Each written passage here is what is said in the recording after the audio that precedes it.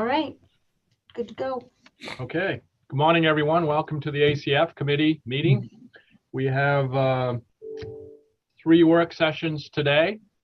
2 of them are on animal welfare type issues, and 1 is on lands issue. And I think if there's no major objections from the committee, we'll take the one out of the middle, the lands bill, and we'll start with that one first, just to get it out of the way, and then the 2 interrelated bills can go back to back. With that, I will go ahead and have folks introduce themselves, and then we'll get started. So I'll start with Representative Gifford. Good morning. I'm Representative Gifford, and I live in Lincoln, and I serve the district of Lincoln and Howland, Enfield, and West Enfield, and Seboyce, and Madamasconas. Next is Representative Landry. Good morning. Thank you, Senator Dill. I'm Scott Landry. I represent District 113, Farmington and New Sharon, Maine. Representative Bernard. Good morning, everyone. I'm Sue Bernard. I represent Caribou, Westmanland, and New Sweden, the home of these beautiful northern lights. Representative Hall.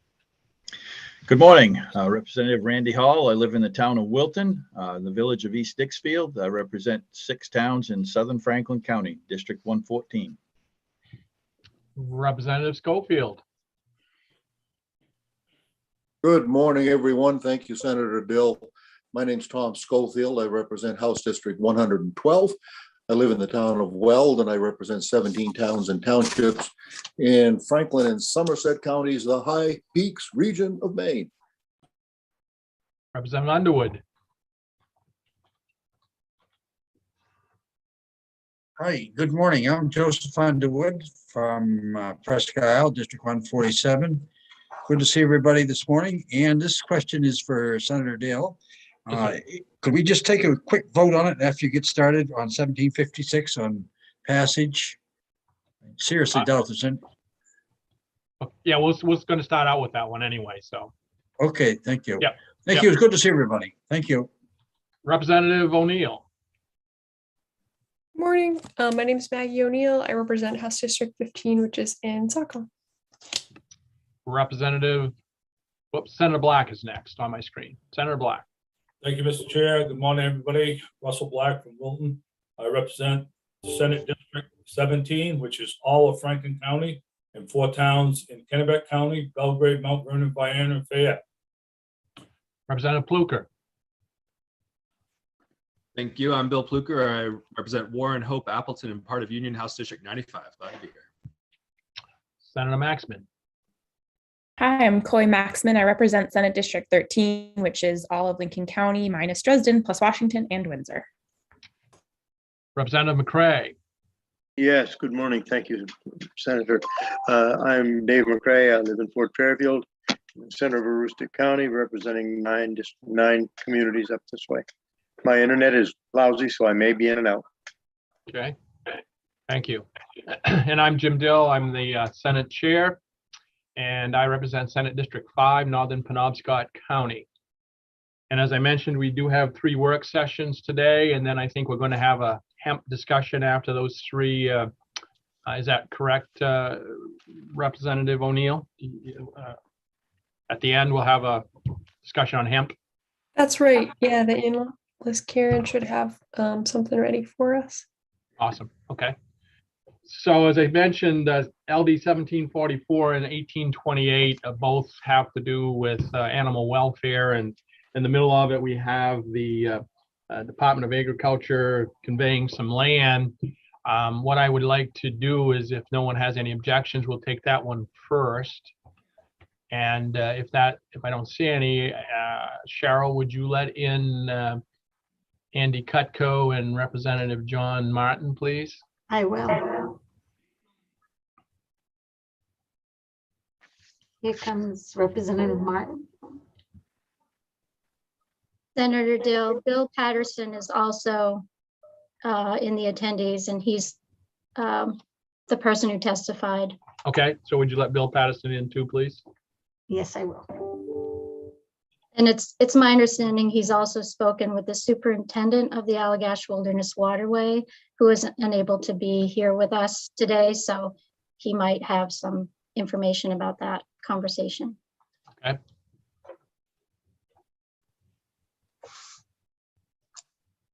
What we do while we're there, everybody's getting in. I think they're in. Karen, can you give us an update of where we were from last time for our work session?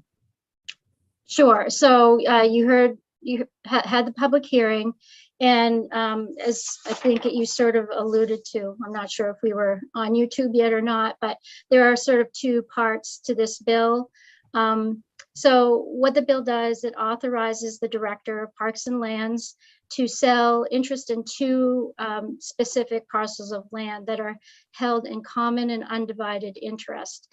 And just Deputy Director Bill Patterson did sort of remind the committee of what that means, that common and undivided interest. It means that the individual owners don't necessarily own any specific acreage or an area outright, but they own a certain percentage of the entire parcel. So that's why the resolve and what I'm about to say, that's why it's described the way it is. So in section 1 of the bill, it relates to a parcel in Aroostook County, Township 12, Range 13, or 1213, as foresters would say. And it directs the director to convey this parcel to a willing buyer. And the parcel of land is approximately 4,819 acres, which is based on 23.83% share held in approximately 20,222.5 acres. And this is the parcel that abuts the Allagash Wilderness Waterway. And then section 2 of the bill is in Penobscot County. It's Township 4, Range 8, also known as East Turner. And the resolve says that the director may convey this parcel to Baxter State Park. So the parcel totals about approximately 2,043 acres, which is based on shares, 79% share of 1,868 acres and an 85% share of 175 acres. So we did hear from the Bureau that they would, let me back up a little bit. We had a bill, LD 486 last year that had to do with Township 12, Range 13. And what the committee did at the time is you turned that, rather than authorize, I think it was more of a land exchange rather than an outright sale. But what the committee did instead is you turn that bill into a resolve, and you asked the Bureau, we heard from the Bureau that there are about 10 to 12 of these lots that have a common and undivided interest. So you asked the Bureau to report back on their efforts to sort of clean up these, a dozen or so, to consolidate those common and undivided public lot parcels that are held in common with private landowners.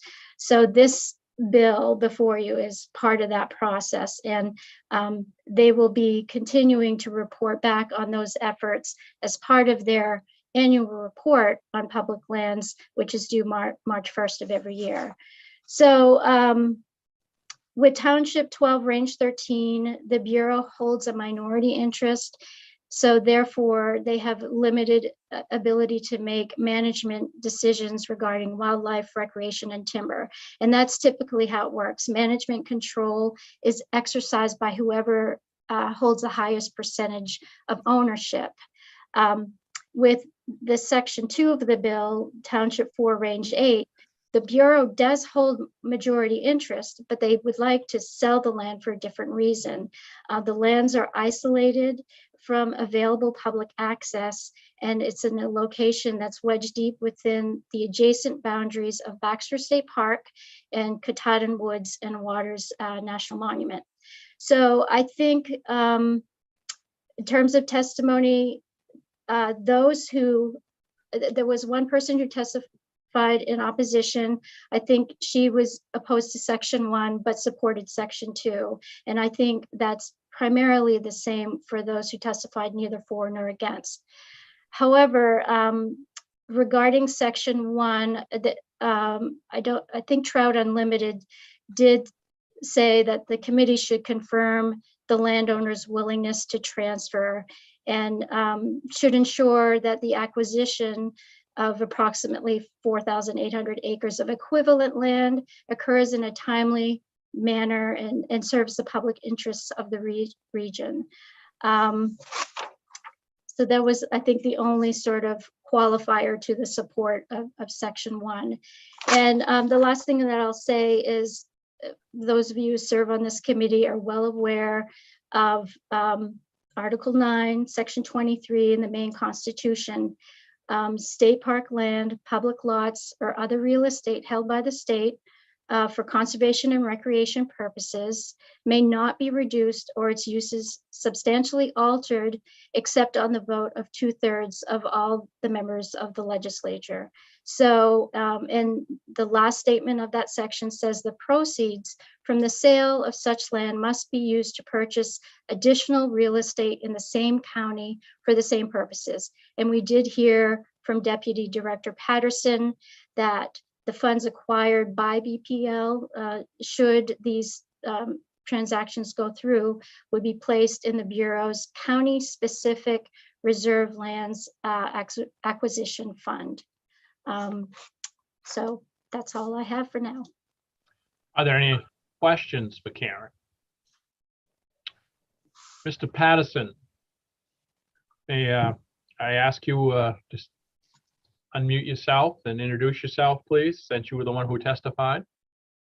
Good morning. My name is Bill Patterson. I'm the Deputy Director at the Bureau of Parks and Lands, representing the Department of Agriculture, Conservation, and Forestry. Thank you.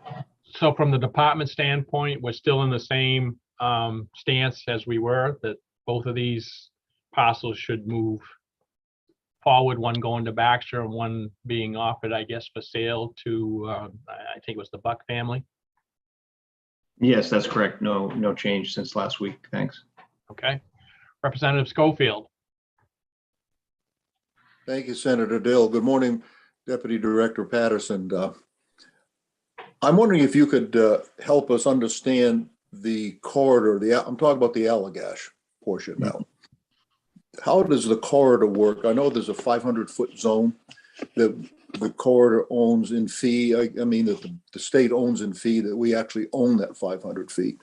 But beyond that, there is a certain number of feet that is sort of controlled or has some considerations on it. Could you explain that to us and how that, if that would change if this were to be accomplished? Thank you. Sure, that's correct. There's a zone approximately 500 feet. I think the range is typically 400 to 800 feet directly adjacent.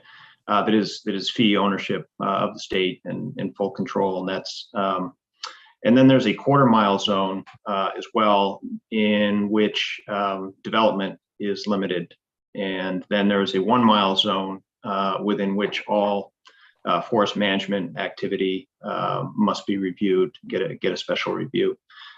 So I again, it's not my area of expertise, but knowing that Superintendent Mark DeRoche was not available today, he's actually out on the waterway on skis. Checked in with him and did a little bit of review. Andy Cutco is also familiar with some of the language there, might be able to fill in any gaps. So if I could follow up, Senator Dill. Yes. So if I'm understanding you right, if this property were sold, with those conditions that you just outlined would still be in effect. Is that correct? That's correct. Thank you for further clarifying that. Yeah, those protections would still be in place and essentially unchanged. Thank you. Appreciate that. Representative O'Neill. Thank you, Mr. Chair. Thank you, Deputy Director, for being here.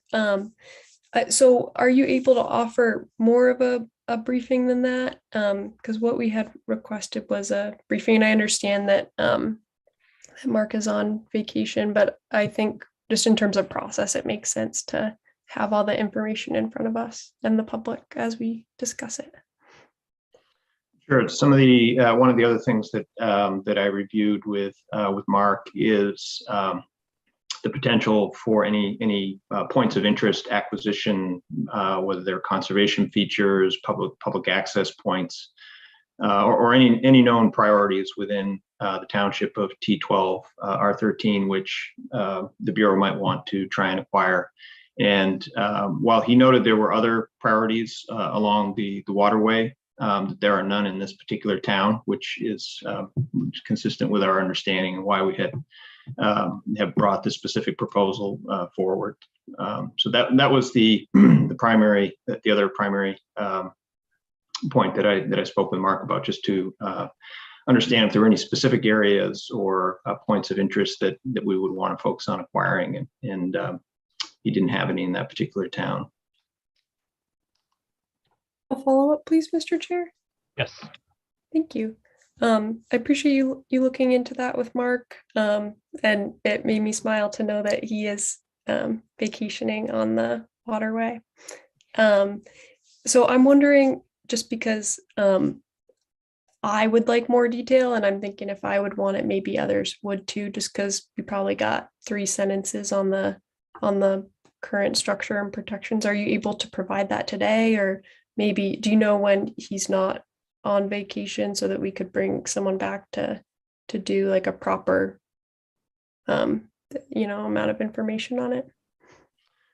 Yeah, our conversation sort of focused on the key related issues. I didn't prepare to give an overview of the waterway or anything like that. I thought so that would be for the future if the committee decided that they wanted to do something like that.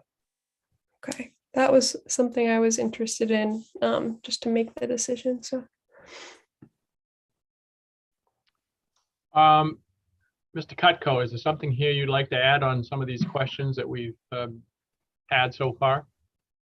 Yes, good morning, everyone, and thank you, Senator Dill. There was one other piece that came up, I believe, in some of the testimony, a question somewhat related to the access that the Allagash that I wanted to touch on, which is the question of access, and would sale of our 24% roughly here to the majority landowner in some way change access to the waterway. And what I wanted to point out to the committee is that the location of T12 R13 is well deep into the Maine North Woods. It is surrounded by private ownerships for which there is no guaranteed or deeded access to the waterway. So by executing this transaction with the landowner of T12 R13, it really doesn't do anything to change public access to this portion of the waterway. It's not an area where there is existing public access because of the surrounding ownerships. And to the question from Representative O'Neill regarding Allagash zones, yes, absolutely. We'd be more than happy to provide some further written documentation of that. We had an Allagash Council meeting just yesterday and reviewed the Allagash strategic plan, and that's another piece we'd be glad to provide. thank you very much. That's something I would appreciate, and just given we all know that the history on wanting to make sure we have enough information in front of us. So it's a big one for me. Representative Landry. Thank you, Senator Dill. Maybe it's too simple. Would it make any sense? We have 24%. We're not sure if we've got a willing buyer at this point, if I remember correctly, to broaden the expand the 500-foot corridor that we have around the Allagash to, maybe go out to a mile, all the way up through there.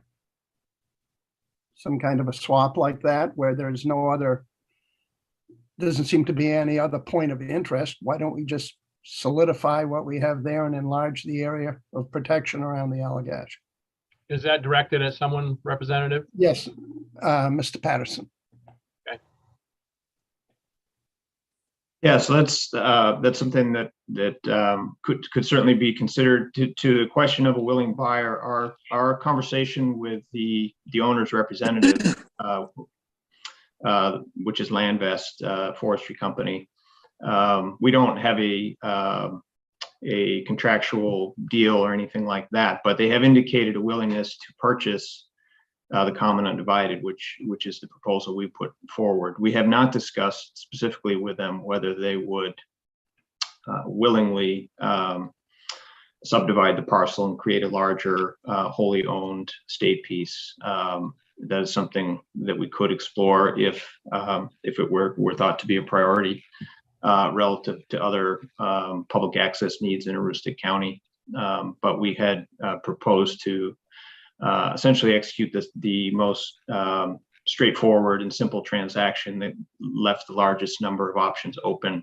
Honestly, not thinking that a slightly wider buffer would be the highest priority for the public in the county. Thank you. Representative Schofield, and then I will want to go to Representative Martin since this is his bill to get him to weigh in on this.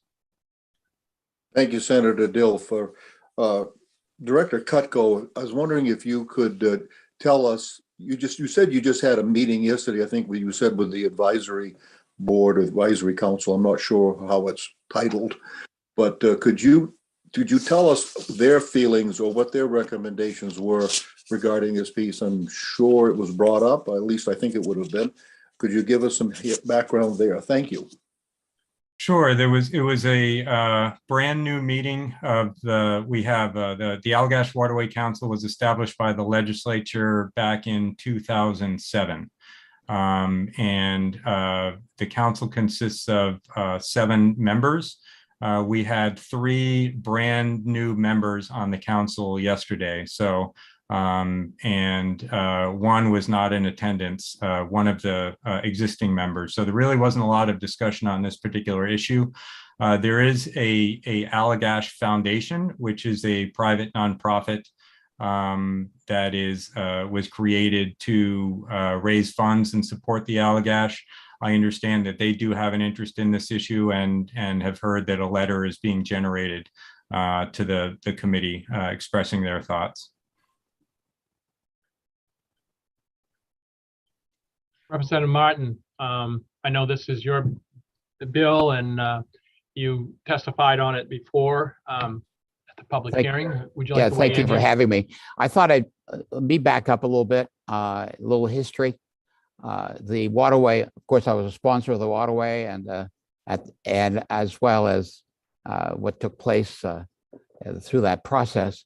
But one of the things I've always wanted to do was to finish buying the land along the Allagash.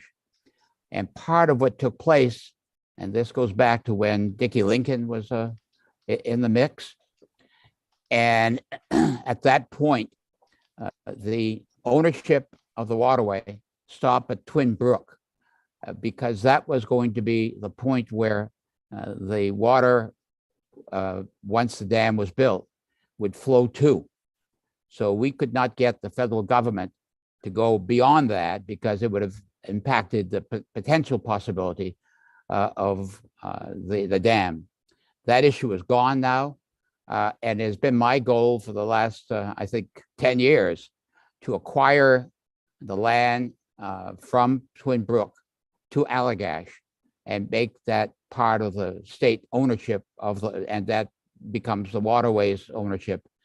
Rather than, and that land, most of that is owned by a couple of companies. And I've talked to them and they're willing to negotiate some of that.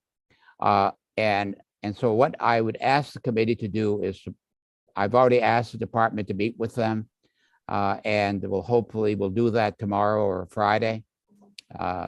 And actually Friday or Monday, whichever the case may be, and come back to the committee with possibly something that would be agreeable to the waterway and to people of northern Maine. All right, thank you. Are there any questions for Representative Martin? Representative McCray.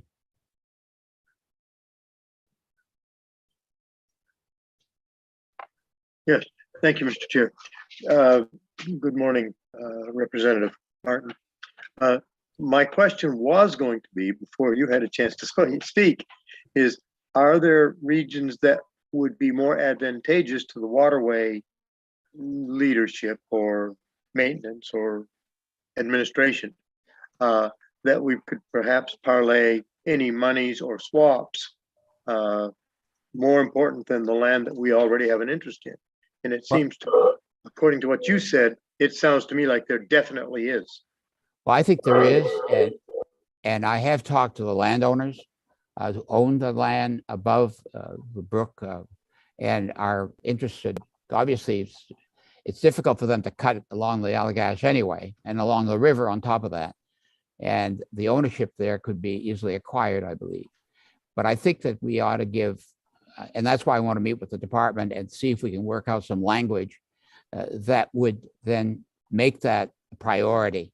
I'm not opposed to selling land, obviously, but the proceeds of that need to go back to the county where it originated based on the law we created some years ago. And so, as an aside, I need to say that I am also the sponsor of the requirement that requires 2/3 vote in both the House and Senate to dispose of state land. As a matter of fact, my initial proposal was to create a 3/4 vote, but I couldn't quite sell that. But I was able to sell the 2/3 to the legislature, and of course, that's now part of the Constitution. But I really think that it's critical, and that's why I'd like to meet with the department, see if we can work out some language which would be acceptable to people who support the waterway, and see if, obviously, I agree that we ought to dispose of land for which we have no value to the state, and move forward. Thank you. Representative Thank you O'Neill. very much. Thank you, Representative Martin, for being here and offering those clarifications.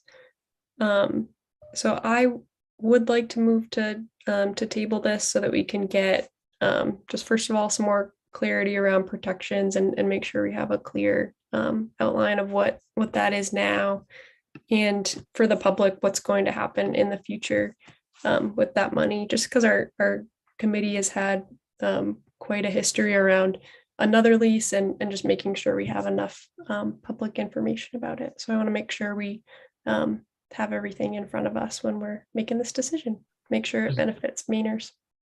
Okay, thank you. Is there a second? Seconded by Representative McCray. Okay. First, I'm just going to start with show of hands. Is everybody okay with tabling this? Is anybody opposed to tabling it? If someone's opposed, then I'll do a roll call. Representative Schofield is opposed. Okay, could you do a roll call, please? Senator Dill, Yes.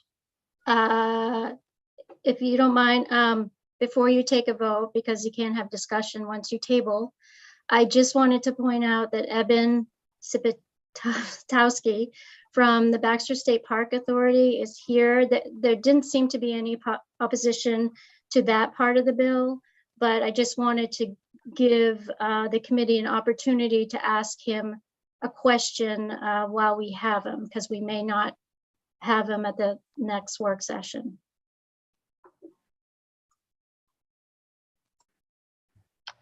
Okay, this is kind of out of order, but I guess we can go ahead and allow it if there is a question for Mr. Sipatowski. Does anybody have a question?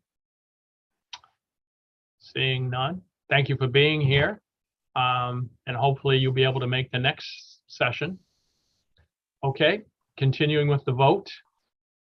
We have a question from Senator Black. Senator Black, what is your question? There's no discussion. We're in the middle of a motion on tabling, so. Okay, so I thought we were still in discussion. I thought we could. No, the motion has been made, so there's no discussion. We can, I'll let you ask your question as soon as the vote is taken, though. Okay, continue, Okay. please, Cheryl. Yes, LD 1756 to be tabled is the motion. Senator James Dill. Yes. Senator James Dill, yes. Senator Russell Black.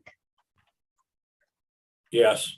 Senator Russell Black, yes. Senator Chloe Maxman. Yes. Senator Chloe Maxman, yes. Representative Margaret O'Neill. Yes.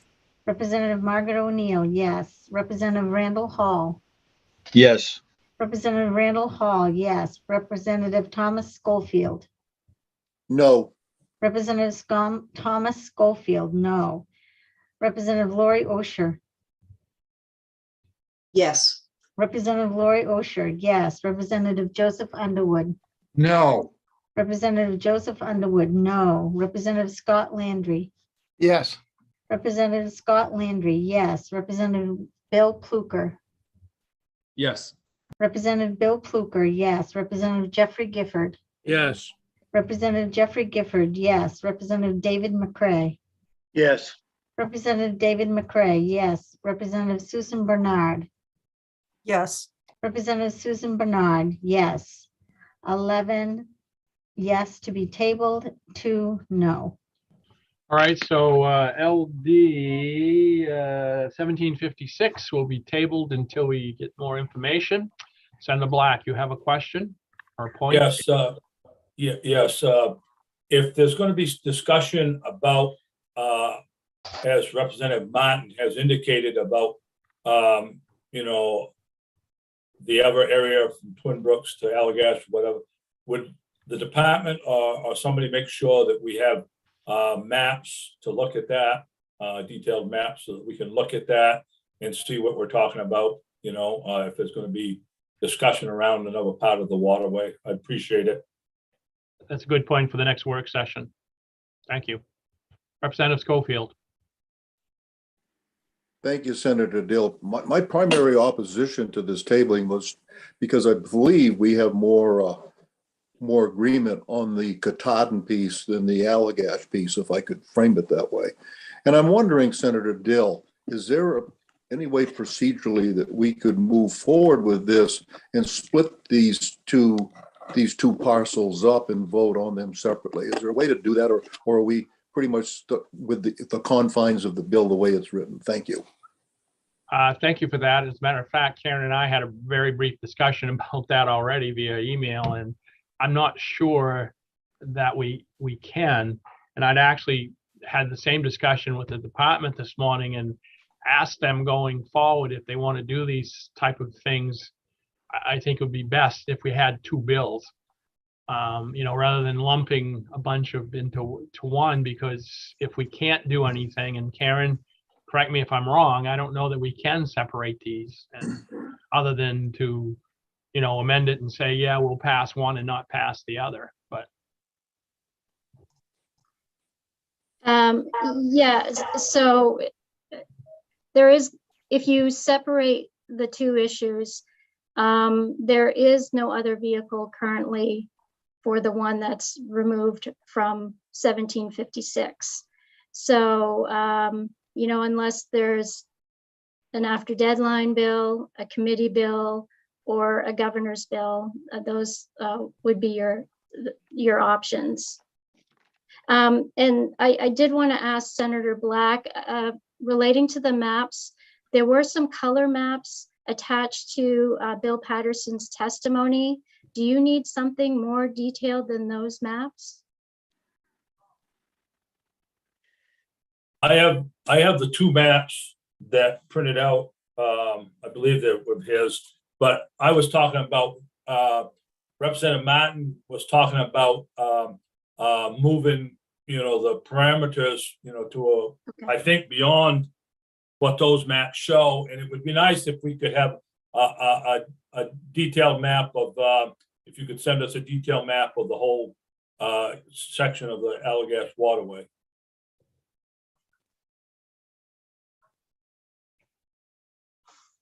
Okay, and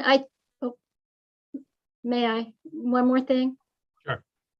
I think it's my understanding that after the motion is made and seconded, there can be discussion, but once the vote is taken, that's when the discussion cannot occur for a tabling motion. So that's why I was trying to get in before the vote was taken. I will check on Robert's Rules of Order. I have it the other way around, that once the tabling motion is made, there's absolutely no discussion to follow and seconded. So I don't know if I have my parliamentarian right beside you.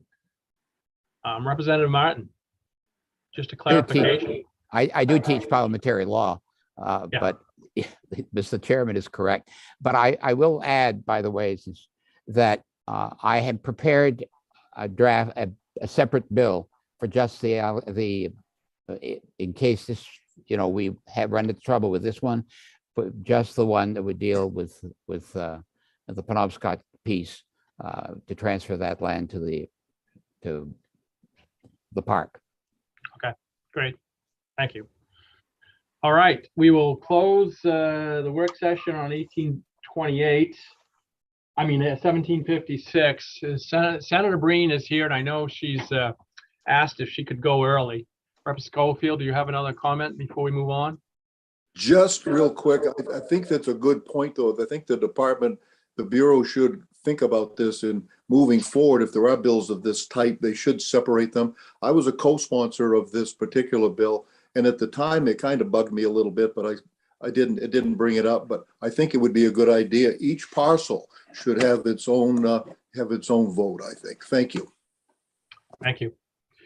All right, since Senator Breen, as I say, asked to go first, and I had already put this order together, I will move on to LD 1828, an act regarding a contract for administration of the Department of Agriculture, Conservation, Forestry, low-cost spaying and neutering. And I think out in the audience, if we have questions, is Senator Breen. She's already in. Is Liam? Liam and who else? Nancy McBrady, I knew was going to be here. Would you like me to send them in? Yes, please put those folks in case we have questions. And while they're coming in, I will turn back to Karen for our synopsis. So I know Senator Breen sent you some suggestions after the public hearing. She sent them to you this morning. So I'll try to cut to the chase because I know she probably needs to be in a couple other committees at the same time. But essentially, under current law, the commissioner may contract, it's permissive language, the administration of the Companion Animal Sterilization Fund, which those funds go into what is known as the Help Fix Me program. And this program distributes money to qualified applicants who cannot afford to pay to spay their dogs or cats. So what this bill does, it would instead require the commissioner to contract for the administration of the fund. So we heard from supporters of the bill about persistent problems with the program. It's been in place for approximately 18 years. They talked about how the hotline isn't answered or the answer machine is full. The issuance of vouchers takes 4 to 8 weeks, which is obviously too long to prevent unwanted litters.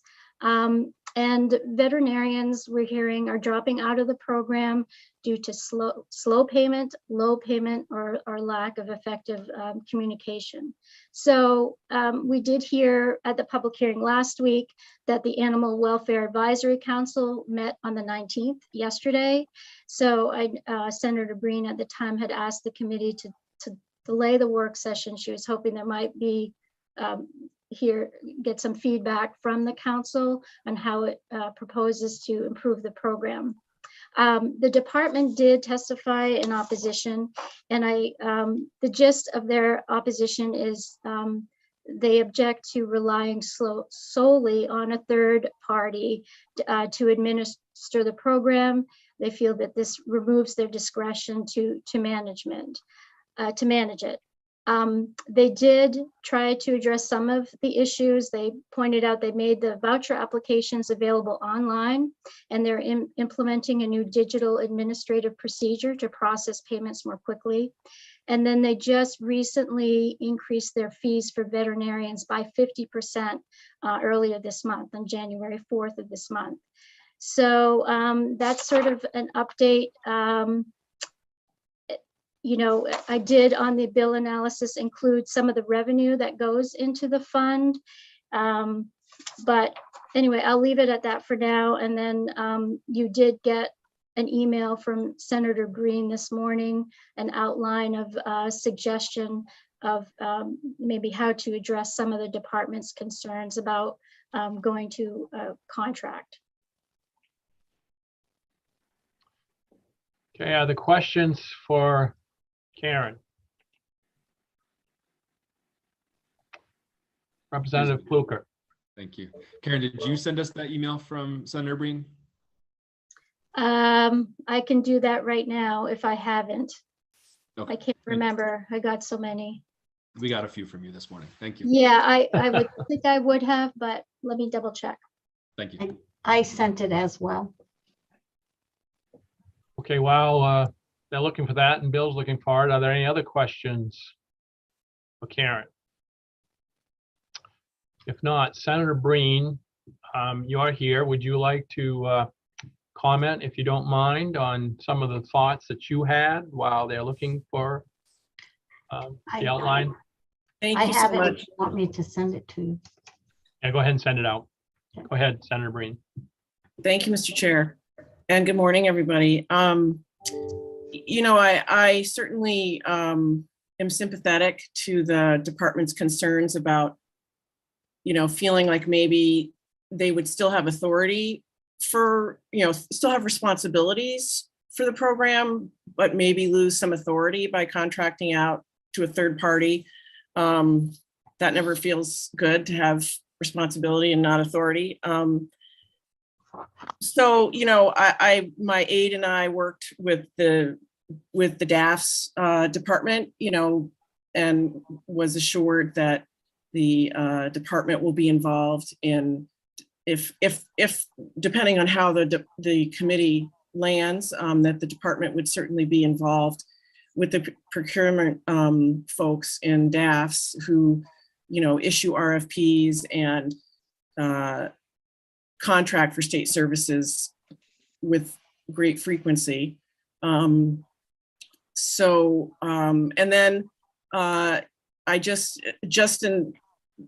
to offer some of the benchmarks. I mean, obviously, I think all of us share a common goal of using the money that is collected for this program in its most efficient, highest impact way.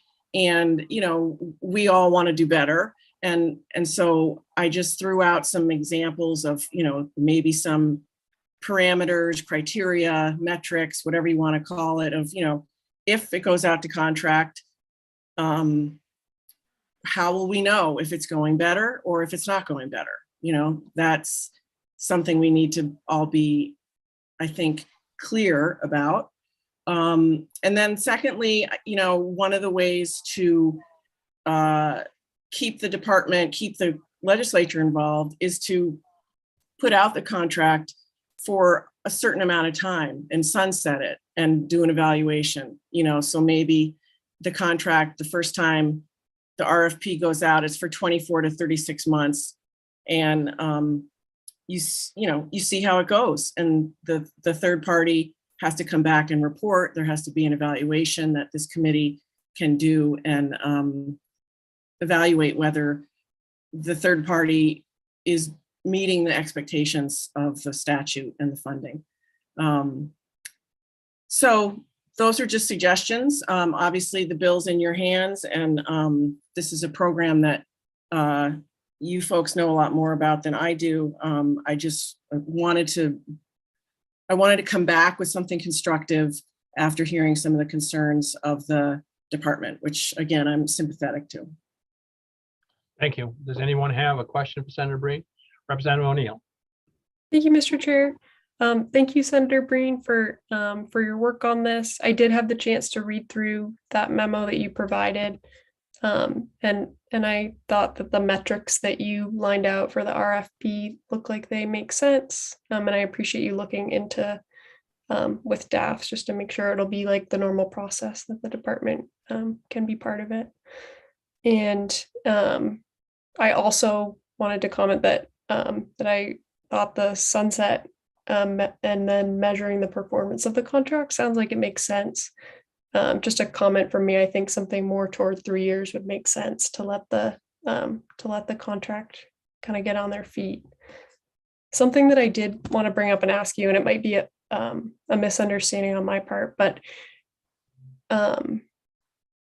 something, and maybe Senator Black can speak to this, but I think there was an issue or a concern around feral cats as well, and making sure that that got looped in. And maybe Senator Black, I'm not articulating it well, but I think a couple people had raised this issue, and I just want to make sure that that the way it's written now would take that into account. So does that ring a bell, Senator Breen, or maybe Senator Black can jump in to help answer the It question? does ring a bell, and I think that Senator Black knows, is much more familiar and would probably have a better concrete suggestion around that than I would. All right, thanks. Yeah, we'll come to that in a minute. Any other questions for Senator Breen before I go over to the department? Okay, thank you, Senator Breen, for being here this morning. Liam Hughes, would you introduce yourself, please? Good morning, Senator Dill, Representative O'Neill, members of the Ag Committee. I am Liam Hughes. I am the Director of Animal Welfare Program for the state's Department of Agriculture, Conservation, and Forestry. So my question for you to start out before I turn it over to everybody else is, my understanding is AWAC met yesterday. Correct. And I'm sure that a major or a good portion of the discussion was around funding the program, how to make these programs work, and how to go forward. Could you give us a brief summary, at least on this program, what the discussion was around it with AWAC? Certainly. Just need to point out that AWAC has just reconstituted after an almost 2-year hiatus. So a lot of the members are new and they are jumping in feet first to these topics. We had a really good engaging conversation between the members yesterday, and this was one of the major topics that we discussed yesterday. They all agree that the language of the bill is not something that they agree with, but they do agree that we need to work on making this program better. The situation out there in the real world has changed drastically over the past 15, 20 years compared to where it was when this program first started. So there have been many other examples nationally in other states that have had successful programs and other states that have had failed miserably. So, but we do know, and we all agree on the fact that we need to sit down and have a larger conversation about what it's going to look like going forward. Can this program change within the confines of state government? Does it need to be contracted out? What that kind of contract would look like, and how it would be, how everything would be involved, insurance, sunset clauses. We actually did request for somebody from DAFs to come to the next AWAC meeting to discuss some of these things. And are there other program options out there, such as grants or a hybrid program where we can do things slightly differently? Because as I said in my testimony, there's no one right way to run a spay-neuter program, but we have to work with the resources we have available to meet the needs of our state, which the needs of Maine are very different than a lot of other states that are out there. So they are very encouraged, and they do want to keep continuing the conversation about making significant rule changes that most likely will be in front of this committee next year, because of the rules of Help Fix Me are pretty complex. So they're going to be substantive rule changes that would have to happen no matter what. And they're asking for the ability to do that. Okay. Would you comment before, again, on Representative O'Neill's question about feral cats and how in the past this has been addressed? I heard, especially from, it appears from the farming community, that they get stuck with a lot of cat drop-offs. No, it's still a problem, but we have to kind of go back in our way back machine. In 2013, 2014, this committee helped change the laws regarding about humanely trapping of animals and population control efforts, which at the time, trapping cats for spay, neuter, or any reason, including animal control, was technically illegal under state law. So we basically changed the law to allow for trapping of cats and population control efforts. And we also made it more available for private groups to go out there and trap and spay, neuter cats. When we talk about trap, neuter, return, it's a long-term solution to a long-term problem. We've tried trapping and euthanizing, and honestly, it doesn't work. And as somebody who is or was a certified euthanasia technician, I don't recommend it. It's just a failing proposition. So over the years, because we've changed things, and in regards to Help Fix Me program, the way the rules in Help Fix Me program is that a person that's 18 years old and a citizen in Maine can get a spay neuter certificate for their pet. We bent the rules so that way a person that's in charge of a cat colony, that one person that qualifies for the program that can be monitoring that cat colony can then apply for those vouchers to get those cats spayed and neutered, and therefore reduce the number of cats that are out there. We have seen, and I've been working on the statistics for this for the past couple of years with the animal control officers about the number of cat complaints.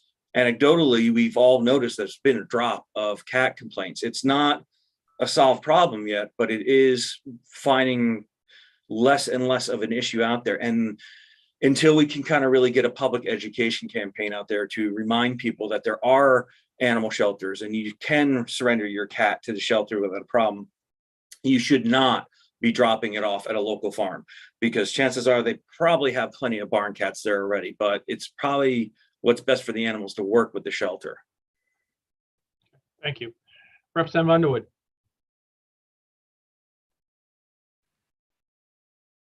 Hi, Mr. Hughes. Thank you for being here this morning. And my question basically is payment of the vets. And I've had some emails from different private groups that handle these feral cats, and they're looking for funding for their vets.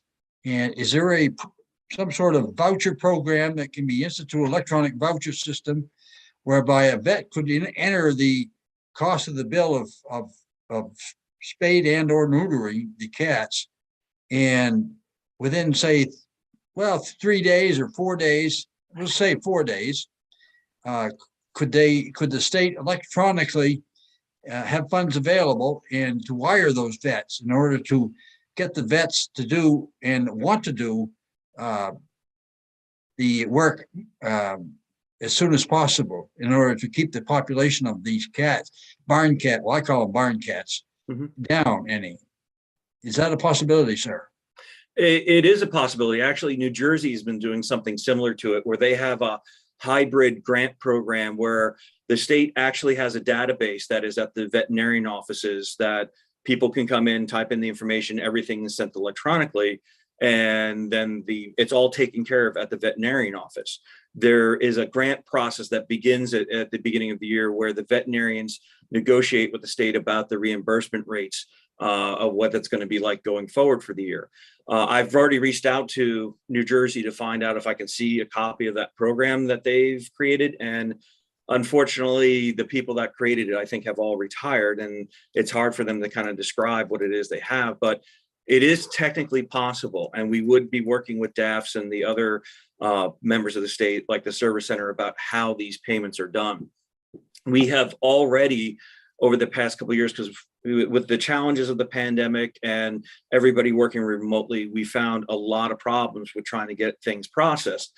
So we were able to change how we process the bill so we can speed that up a little bit. And it's still something that we're looking in, because the same way we process the Help Fix Me vouchers, the same way we process the vouchers for our cruelty cases. So we want to make sure that all of our vendors are getting paid in a reasonable amount of time. And if we can find better, faster ways of doing it, we want to do that.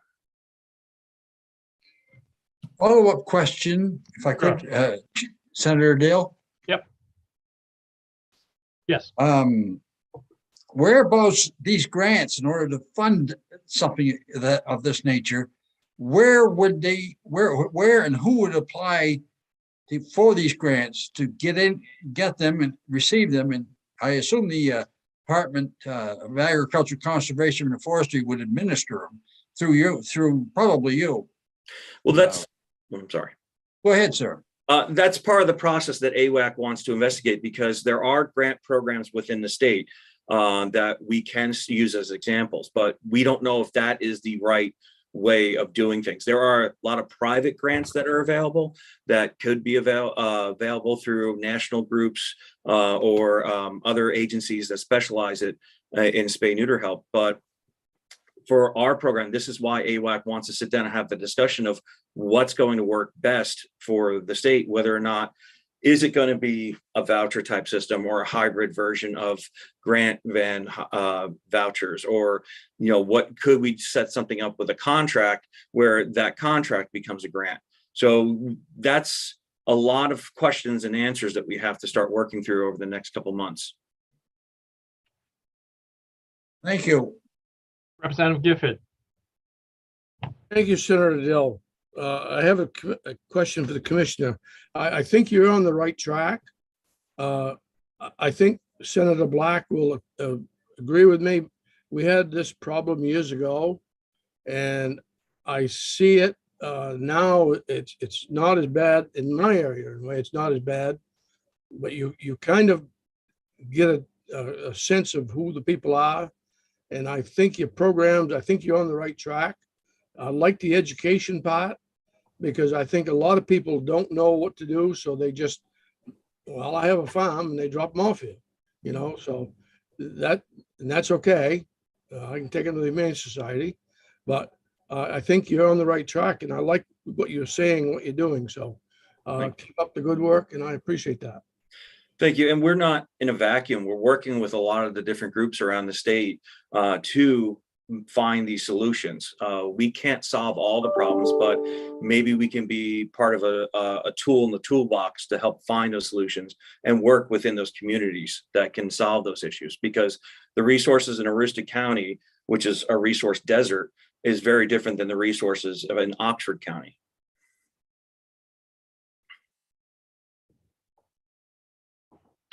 Representative McCray. Muted, Representative McCray. Okay, thank you, Mr. Chair. Mr. Hughes, I have comments, and I guess I'll say where I'd like to see this thing go when I get done. I live in Aroostook County, so you're right. It is a desert of services, or lack thereof. But Aroostook is not the only place. And while that is the case, there is still existing this problem. And I've been contacted by people in Aroostook County that I really, a couple of which I have known for a very long time, probably as honorable people as I know. But I've also been contacted by people in other rural parts of the state. And while I understand that right now there's a lot of emphasis put on by the department to maybe get this ball rolling, make the program better, I'm of the opinion that it has been found wanting for a number of years. In one case, a person said 15 years, 8 years, 10 years. So I assume we're making progress through those 15, 8, 10, 9 years, whatever. But it doesn't appear to me that it's satisfactory at this point. And then something you said in your first comments today, that the AWAC committee met yesterday, but we haven't had a chance to have them meet for upwards to 2 years. This does not strike me, being frank, this does not strike me as though this is an organization that is hell-bent on making things better in a crisis. This strikes me as, let's do something now, even though we have gotten to a critical point in this issue. So I think that I support going to a third party. I support having an evaluation, a fair evaluation of it at the end of 3 years, maybe even every year, I don't know. But I support that, And then at the end of the 3 years, let's take a look at where we are. In the meantime, AWAC, the department, everybody else, if they really want to get a proposal in order to make it truly better. I know everybody has their heart in this. I understand that. I'm not questioning that. But I think we're at a point where we got to really make something happen. And I see the third party going out to bid type thing a very viable solution. So that's where I am. Mr. Hughes, I invite your comments. Well, Representative McCray, I would welcome you to come to the next AWAC meeting. You can join virtually and you can see this group of stakeholders that's there, where it's a very diverse group of people that represent different aspects of the animal communities. We have veterinarians on our committee. We have animal shelter representation. We have boarding kennels and pet store owners and animal trainers and all the people that are affected by all of our programs. So I really welcome you to come out to see that this is not a group that is just going to run around to try to make it look good because this is an issue now. This is a group that's kind of in there for the long haul, that they really do want to see improvements statewide in everything animal related. So please, I will make sure that you have an invite to come out and you can see the next one. As for the program, again, we don't really work in a vacuum. These are public funds that we are responsible for. So there's a lot of checks and balances. 2018 was a big year for us because we ran out of funds, and that was kind of shocking to us. So we went with the method of trying to do allotments. And 2 years later, after we did it for a few years, we found it doesn't work. So we know that there are shortcomings that we are working on to try to figure it out. And the funding issue right now, there's $367,000 in our animal welfare Help Fix Me account. So, and we have currently 1,110 vouchers that are out in the community now, which totals about $188,000. So we are trying to balance the fact that we've promised to pay $188,000 to what's our cash on hand. So we are always trying to take a look at those books because it's never a consistent number. It's never, the cash that's on hand may have already been promised. This is why I'm really encouraging AWAC to take a look to find out, is there a better way we can be doing this? Because we're taking our best guess a lot of times with the funding that we have. So is there a way that we can lock in funding every year and use that as a more stable platform? We want to investigate that. And as for the criticisms, if you go looking for only negative things, the only thing you're going to find are negative things. We're trying to work in a collaborative effort with a lot of different groups and a lot of different people. So, not everybody agrees. So, but we're working to try to find what's going to be best for the entire state, whether it's Aroostook County, Washington County, or even York and Cumberland counties. Thank you. And I look forward to that invitation. Sure. Next up is Senator Farrell Cat Black. Thank you, Mr. Chair.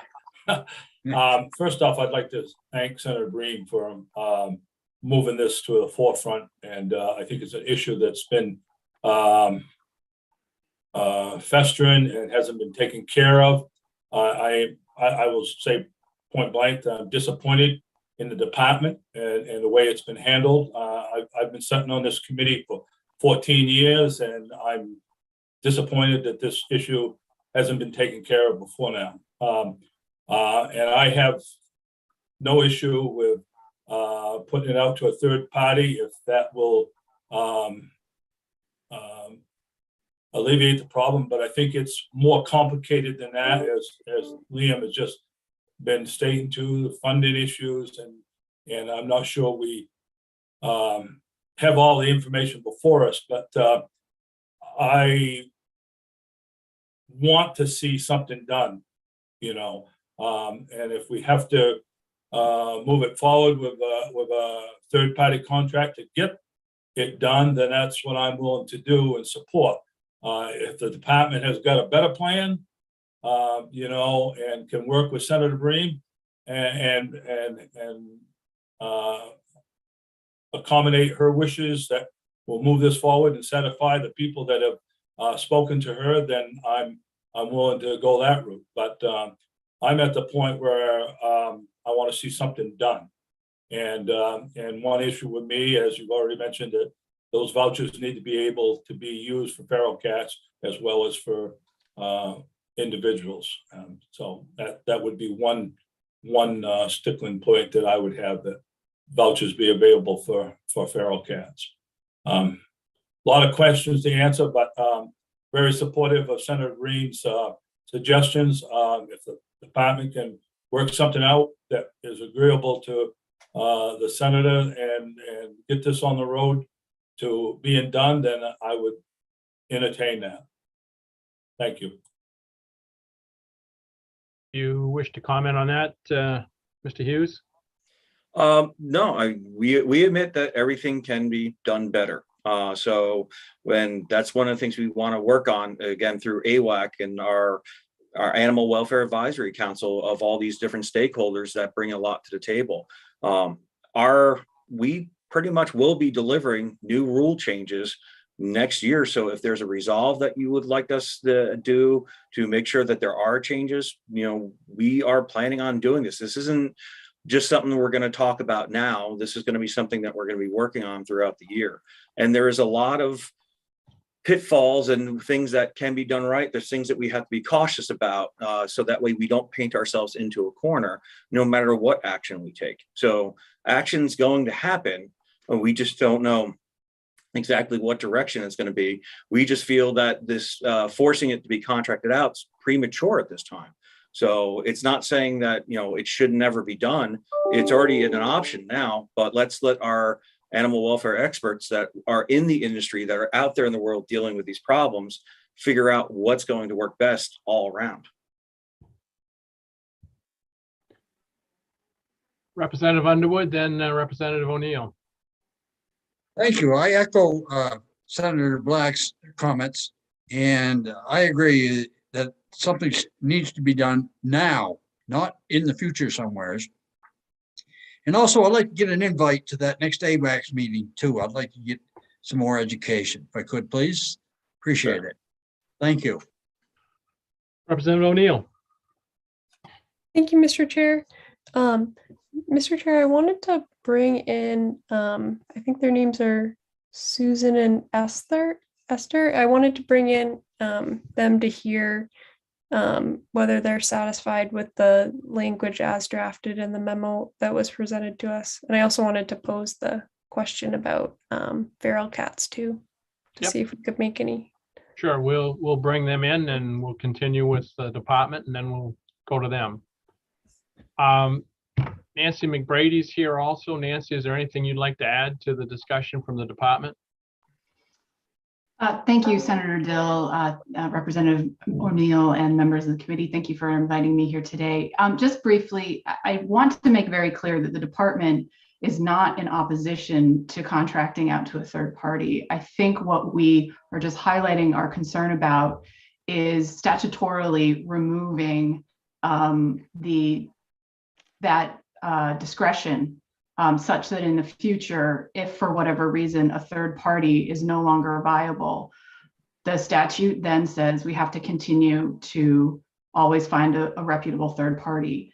I think that could cause problems. While the department certainly could try and take it back after that amount of time has passed, if the statute is always saying it must be statutorily contracted out to a third party, we just question the wisdom of that, and do see that allowing for the discretion provides an opportunity for both paths to occur. So to the extent that we move forward in an actionable manner, I completely understand the desire of this committee to see that. We want to do that as well. We understand the criticisms about this program, and we want to see it improved. I do welcome that AWAC is back in action. They have oversight of the Help Fix Me program by statute as well. So by getting them involved in this conversation and allowing them to help reconfigure and think things through, I think is very important. I also want to point out that if we go to a third party, there still is the inherent root problem of a voucher system that is flawed, that is on a schedule that has to require and make sure that There is eye on what is still available and what is owed for vouchers. This is a tricky situation, whether we do it or somebody else does it. So is it better for us to take the time before contracting this out to see if changes should be made to this voucher system in and of itself, and then determine who operates this? So I think that's what we're trying to do here, is not necessarily say we won't ever do this, but can we all utilize the talents of the AWAC committee and everyone else involved to determine what is the best structure, and then determine, does it get contracted out at that time? So again, I'm not worried about losing authority about this at all. We understand that contracting this out might be something viable to do, but if we don't look at the root cause, these systemic issues will simply just be passed on to a third party to handle. Thank you. I think what I've been hearing from the committee and stuff, that if we did this, it would be a 3-year sunset, and then it would be reviewed at that time to see if it's working. And then that time, at that point in time, it could go into statute or not. So I think it would be a trial from what I'm hearing. Representative Pluker. That's I was just going to ask, basically say what you said, but in the form of a question. Director McBrady, how do you feel about this potential language around having a sunset on it and have a trial period on it? And then that was one question. And the other question being, so is it your feeling that there are real structural issues with how the vouchers are handed out, and that, as you said, the money on hand is a substantial portion of it has been promised already, so it's not actually money on hand? Sure, yes. So to answer the first question, having not seen the memo, but understanding conceptually that there's a sunset, I think that's definitely something worth considering. I think it's a viable alternative. Definitely happy to talk about that in further discussion, and appreciate that idea by Senator Breen. The voucher system, that's what is in the rules right now. We've talked about the endemic problems of trying to track that with the demand, the processing of it, and then the payment of it, and not wanting to overextend the program. So yes, I do think that we need to validate whether a voucher system should be what we rely upon, or are there other examples that we might want to incorporate as an alternative. And I think that's a useful exercise to go through before we contract it out and place that responsibility on a third party. We would want them to be successful from the get-go. Thank you. Representative O'Neill. Thank you, Mr. Chair. Director McBrady, could you just talk, I don't know how much was said during the public hearing and what I'm remembering or not, but could you just explain a little bit more about the problems that you see with the voucher systems and money on hand, and just how long that problem has been around, just to give some background? Sure. The voucher system is one where people first must apply for access to the program. So they need to reach out to the Help Fix Me program itself to say, I want to receive a voucher. So that voucher then the voucher application is provided to that individual. That individual is then responsible for filling that out and resubmitting it. At that point in time, our team looks at that and determines whether or not they have been qualified. They meet the standards of receiving this assistance, at which point that voucher is essentially issued. The activity, the surgery procedure needs to then happen, and the voucher essentially is that ticket for that to occur. And then the next process is for the veterinarian who performed the procedure to alert us to that, submit for payment, and then we remit that payment. So there's a number of steps in that process that by human interaction can cause it to become quite delayed. I will certainly admit to the criticisms that have been levied against the department that we have not been swift in some of that work on our end. That's because we have a half-time person working on that, and we don't have additional resources to devote 100% of the time to making sure that our turnaround times are more swift. Although, as Director Hughes mentioned a little while ago, we are trying to up the speed of the reimbursement to the veterinarians in particular, and the voucher application can now be found online and emailed back. So while we're trying to add gas to the process, speed up the process, you can see that those various touch points can also slow it down. I hope that answered your question, Representative.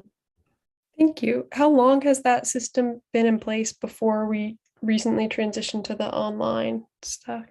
I believe the voucher system has been in place for a very long time, but Director Hughes could probably answer that. It's written into the rules. It says that we are responsible for a voucher system. It was created since the inception of the program. That's how it's been done. So how long is that? Just in years? At least from 2006 onward. So 2006. Okay. Thanks. I would just ask a question before we move on.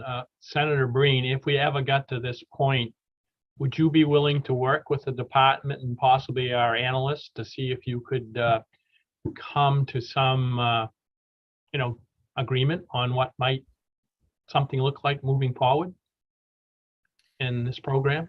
I realize with appropriations, you got a lot on your plate, but.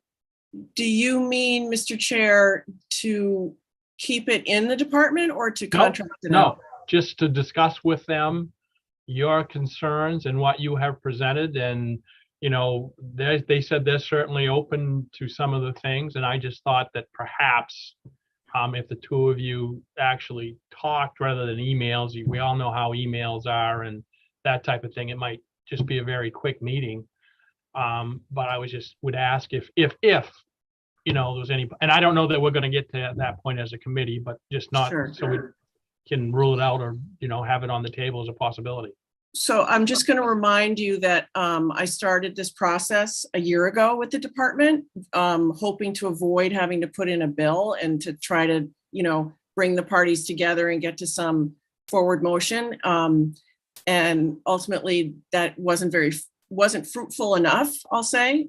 So I went ahead with the bill, but of course I'm always willing to continue the conversation. Absolutely. Right. That's good. Thank you.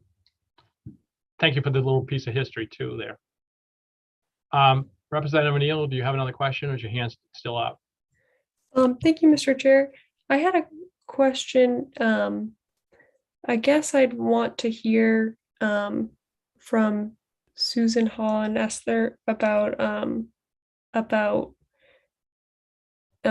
just their thoughts generally, and then I am curious about this voucher system and how we could redesign, because I think it's important to move forward on a solution, but I want to hear from them whether they think it's possible to get this going and then also work on a redesign of that system and what that might look like, how we could do that in tandem. So who are you directing your question to, please? The folks that we brought in, Susan and Esther. Okay, so you want to hear from them both on that question? Yes, please. All right, I'll start with Susan Hall.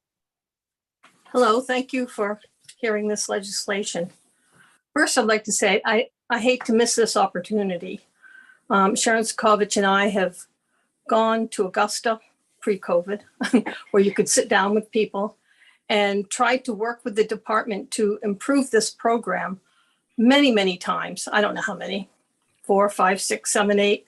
And they're always promises. We're going to do this, we're working on that, but nothing ever changes. So I would like to, and if there are changes, they're so minor that it really doesn't help the basic problems of not getting the vouchers out in a timely manner to the people that need them and paying the vets in a timely manner and keeping the vets in the program. So I'd really like to keep going ahead with getting a third party, and the sunset sounds good. The voucher system, I have to say that Norma Worley and Sharon and I set that up in about 2003. And right away, we knew it was way too cumbersome. So for a little while Norma was still there, we took the calls on the phone, and we, instead of requiring an application, we took all the information then and there and had them, well, back then they had either, there were a few, we had them send in their proof of low income. They'd fax it or they'd send it by snail mail. But the actual application is a huge bottleneck in this process. But anyway, the vouchers need to get out within like a week, not 1 week, 2 weeks, 3 weeks, 5 weeks. And I just do want to say, because I know that one of the representatives was concerned there was nobody out there that wants to take this program. There are 2 that I know of that might bid on this if it went out. But one in particular I'd like to mention is Holton Humane Society. They've been working for the past 7 years. They've been working their guts out up there trying to get cats and dogs spayed and neutered. So they know inherently the problems with Help Fix Me. And they're right in the thick of the area that needs the help. They have the technology. They definitely have the desire to help. Plus, it would make a nice job for somebody up in Aroostook. So I'm still very, very much in favor of putting this out. I like the idea of the sunset clause and put in some safeguards in case things aren't going well, the department can yank it back. But those were in Senator Breen's email, some safeguards in case things don't go well. Okay, Esther, would you answer the same question, Esther? You're muted, Esther. Unmute. Does it work now? Yes. Good. Thank you. Thank you very much. I was looking at these steps for the entire process. Starts with application, submission, qualification, issuing the voucher, the surgery, the vet invoice, and the remission of payment. So that's 7 steps that have to be done. And several of these can be done very quickly now through technology. And I want to refer to my colleagues in Indiana who have a voucher program. They get the vouchers out within a day. You know, it's done electronically. This can be done. I have friends in several states, colleagues in several states that are doing this work very, very quickly and with great results. Their numbers are high. The vets are happy to work with them because they get cooperation. The education element is out there, so people are aware of what can be done and what needs to be done and how it can be done quickly. It's like comparing a snail with a cheetah.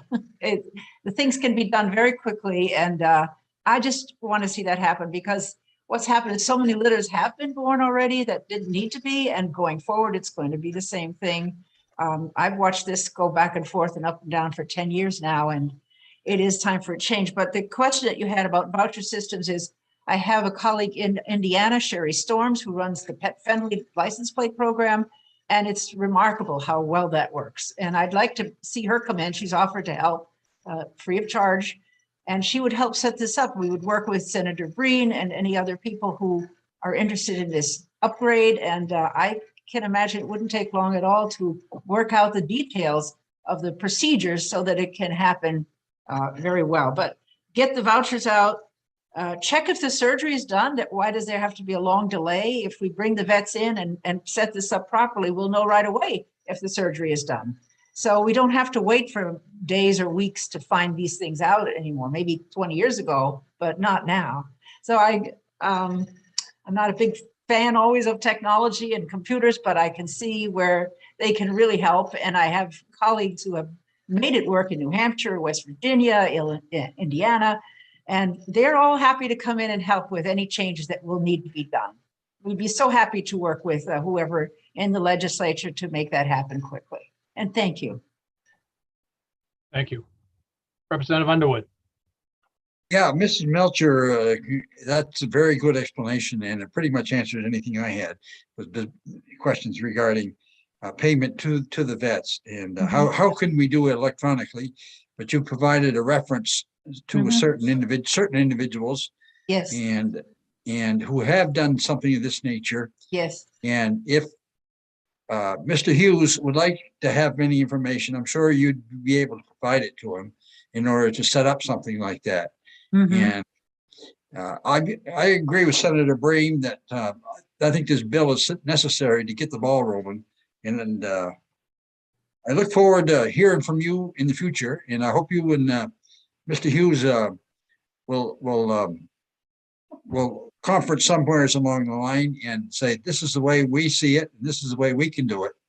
And this is the people that have done it, and give him the specific information that he needs in order to set up a program through a third party or even through his department. It's unclear of that, which one will handle it next. But if you could do that, great. Thank you. And have a great day. You too. Thank you. Representative McCray. Fine. Thank you, Mr. Chair.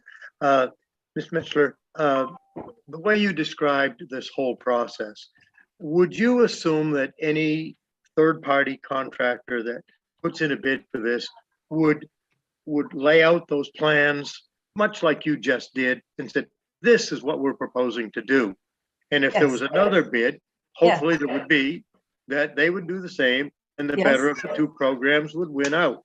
And that would be win, win, win, win, win all the way across the board. So if that's the way you envision it, I appreciate that. And Mr. Chair, if I may, I'd also like to invite Mrs. Milton to comment on the process here. I have been listening to all this. I would speak directly to Liam that years ago, 10 years ago or more, when I was at a conference, you made many promises that to this day, I have not seen one thing done with it, especially in the area of feral cats. And this bothers me. Now this weekend, my crew of volunteers, we all volunteer so that any money goes directly on the animals. Last year, I wrote grants of $77,000, and we have been using that faithfully on spay and neuter in Aroostook County. However, we can't get a vet up here to work with us because of the history of the Animal Welfare Department who doesn't pay their bills. Now, if you're in business, I don't blame the vets. If you're in business and you don't pay your bills, you're not going to get very far and very long. And the other thing is that the mobile vets, these people put in their time, their money, and they never know what the bottom line is going to be if they're actually going to have a paycheck. It's easy to sit in an office and say, we're going to do this, we're going to do that, not do it, but you're still going to get your paycheck at the end of the week. We don't get a paycheck. The mobile vet can only pray she has a paycheck. Like I said, we did 174 spay and neuters this past weekend. We're all worn out. Some of us are getting pretty close to the edge where we're going to be having a celebration of life, something like that. But I'd like to have that celebration simply seeing the Animal Welfare Office do what it's supposed to do. Voucher system is a horrible, horrible mess. People cannot get their vouchers. They tell me they have applied week after week, but their calls aren't answered. The people in Augusta are rude on the phone and make them feel like an idiot, so they hang up and don't want to do. I have people come to my back door with stray cats not knowing what to do. So we take them in, we help them. Another thing is some of these people in Aroostook County where we have no resources to really speak of, I have to give them gas money to get back home. I mean, I'm talking elderly people who have tears running down their eyes because they found a stray cat in the road. No vet will take it. So they come to us, and Halfway Home Pet Rescue says, of course we'll take it. I can get it into Dr. Brown as one of our customers or clients. Dr. Brown will help us in Caribou.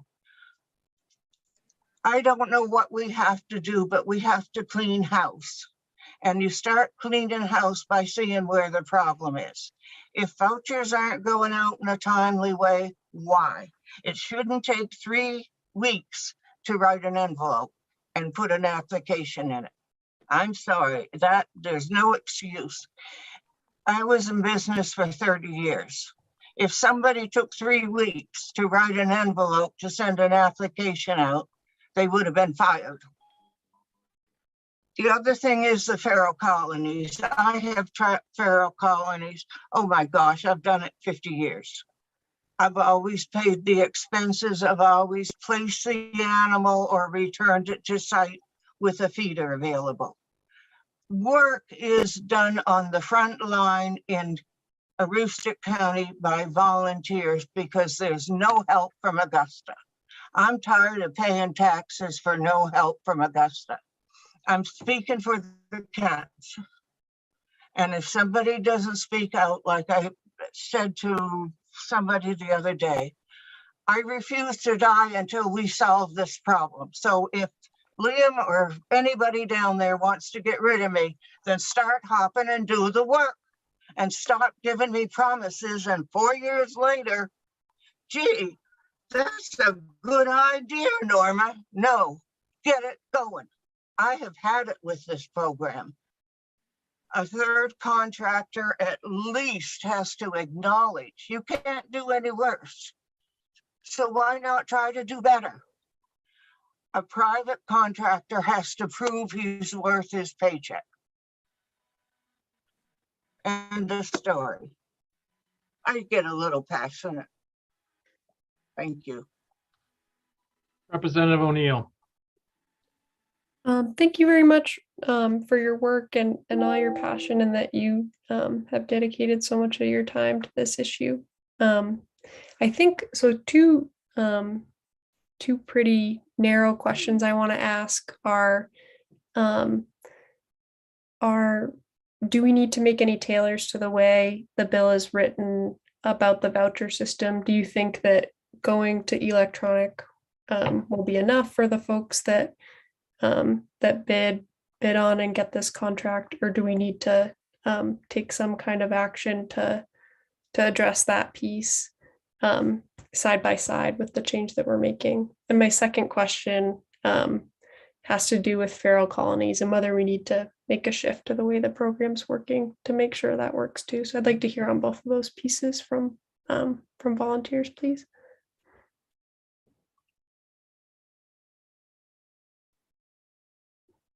I know we have 4 people in here, but whoever feels equipped to answer it. I'll talk about the ferals. Okay, time out here. We're kind of getting off the process. So Representative O'Neill, would you direct your question to one of the volunteers, please? Sure. I will ask Susan, because she hasn't spoken in a bit, and Susan, if you feel someone else from your team, because you seem to know one another, is a better person, please suggest that too. Okay. So your question first was about the ferals. What was the other question? Was about us. What do we need to do for the feral colonies issues? Do we need to make any kinds of tweaks to the way that the bill is written now to address what we're hearing from folks like Norma and the voucher system? The second was about whether simply going electronic is enough, or whether we should write something else into the bill to make some space to examine that process as well.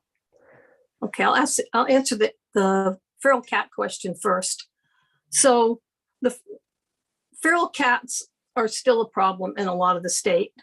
And as I said at the hearing, we have cleaned up some feral cat colonies in some areas, but not all. And so, and especially farmers' barns and things, excuse me, put cat down. So there definitely something should be written into the law that feral cats can be done through this program for free, and be done by not just individuals, but groups. Because, for example, I work with this small group through my grant in Buckfield, Canton area. And they run around and they do all the work. They're all a bunch of volunteers like Norma's group, but they have no money. And so they can only do a few. If they had unlimited funds, you could get so much more work done on the ground. So basically, right into the legislation, the spay and neuter of feral cats shall be free not limited low income, and shall be allowed for any group willing to do the work on the ground. Well, of course, the reviser would have to put that into legislative language, but free to anybody basically that's willing to do the work to trap, neuter, and release. As far as the voucher system, we just, when you say electronic, parts of that program can be sped up electronically. But when I volunteered for the program, and I also volunteered for the Clio Fund, a lot of the people that call in on the actual telephone, they're special needs, okay? I don't know if I'm using the right term anymore, but they can't even spell MAINE. So you can't expect them to go online and apply for vouchers. So, and I have to take some blame. I know that in the beginning, this is with working with the previous director, Norma Worley, we're the ones that set up the voucher system. But by the time she left, she knew that system needed to be changed. It's very cumbersome. You shouldn't have to send away for an application to get a voucher. Just get all the information right up front. We could use our grant money to pay the co-pays, or the co-pays can be waived. But that whole front end load of this program of applying for a voucher and then waiting weeks for the voucher could be changed. And I just think that a private group could be a lot more nimble. You know, they could try something, and if that didn't work, they'd try something else. I mean, basically, according to the rules, is that it has to go towards, except for this rule change, this law change that we want to make for ferals. But the rest of the program, you just have to make sure the money is being spent on low-income households. That's easy enough. And you get them a voucher and they take it to their vet. We've complicated it way, way, way too much. I don't know if I answered your question. Representative Bernard. Oh, Mr. Chair, I just Yeah. wanted to make a note for Karen that's something I wanted to look into and discuss more, just whether if we contracted it out, nonprofits would have flexibility or the rules would apply, and for the voucher system and making improvements to it, just to have some more information about what the impact of contracting out would be and whether the same structure would have to apply or not if whoever got the contract wanted to be more nimble. Thank you. Yep, Representative Bernard. Thank you very much, Chair Dill.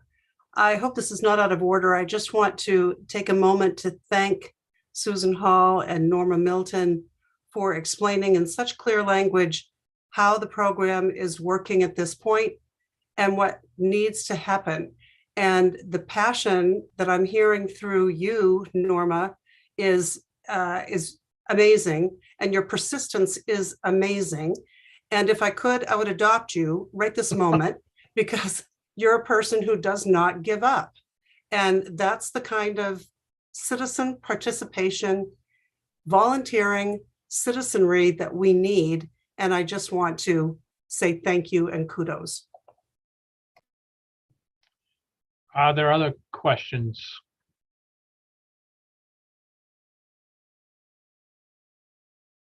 All right, seeing none from the committee, how do you want to proceed, committee? Do we want to ask Karen if she's got enough information to try to draft something and bring it back to us? Because I realize we've danced around a lot of things. Do we want to direct her to draft something from what Senator Breen has presented and bring it back? Do we want to ask them to, again, try to work with the department on this and move forward? There's lots of ways we can go. Representative Hall. Yes. Senator Dill? Yes. I just wanted to mention that Sharon Sikovich seems to have a question. Yes, but the process is that they don't get to ask questions. And I don't know how she even got in. So, I mean, I'm not trying to be nasty here, but Representative Hall. Yes, thank you, Senator Dill. I'd like to move along with this. I think that a couple of things need to be done. I think we need to somehow incorporate into the language of the bill a sunset provision, just in case this doesn't work out.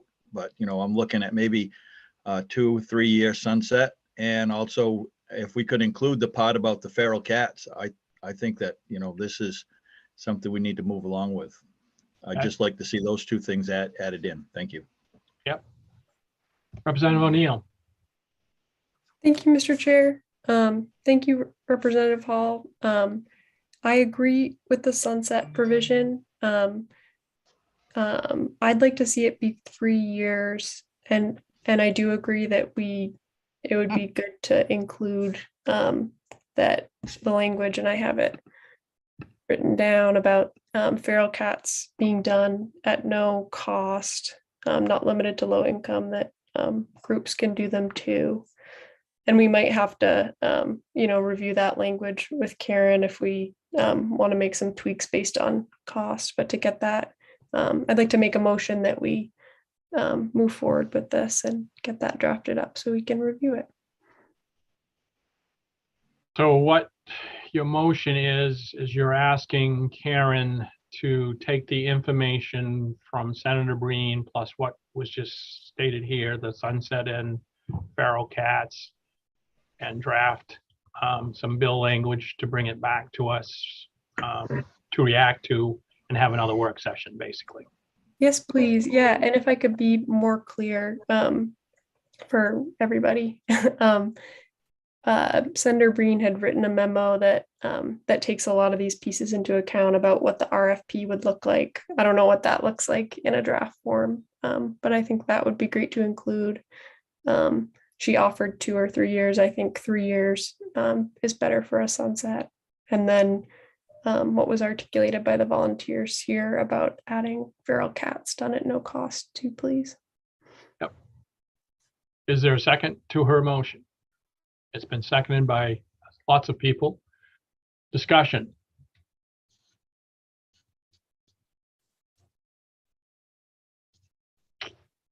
Seeing none, we don't really have, other than the motion, we'll vote on the motion to have this brought back to us. So, Cheryl, would you call the roll, please? Yes, LD 1828, and I guess I'm not sure of the motion. It's not for a vote to be recorded. The correct? vote is basically that we. Well, I was saying ought to pass, but I think we can do, like, typically we've done a language review, and if we want to make small tweaks, we could do that. But if folks want to look at it before voting, I'm open to that too. But we, I kind of thought the motion was to ask Karen, the way I restated it was to draft up something and bring it back to us to react to, and then discuss, and then we could go with a motion of ought to pass, ought not to pass, or whatever. okay. I'll do what committee members are ready for. I'd like to move ought to pass, get it drafted. If you're and gonna review it. move it that way, then. Change if we want. But So ought to pass as amended? yes, please. Yeah. Thank you. I'll second that. Representative McCray, are you asking discussion? All right, discussion I on was just this. jumping in a second. Representative Pluker. Yeah, I think I want to see the language before I'm going to vote OTPA on it.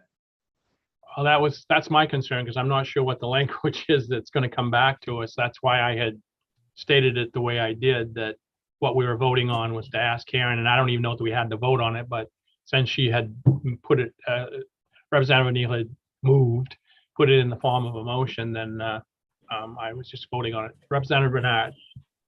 Yes, thank you very much, Senator Dill. When I wanted to second this, and a number of us I know wanted to second it, I was actually seconding what I understood also to be that we would have the bill go away for some more language work and that it would be brought back to us.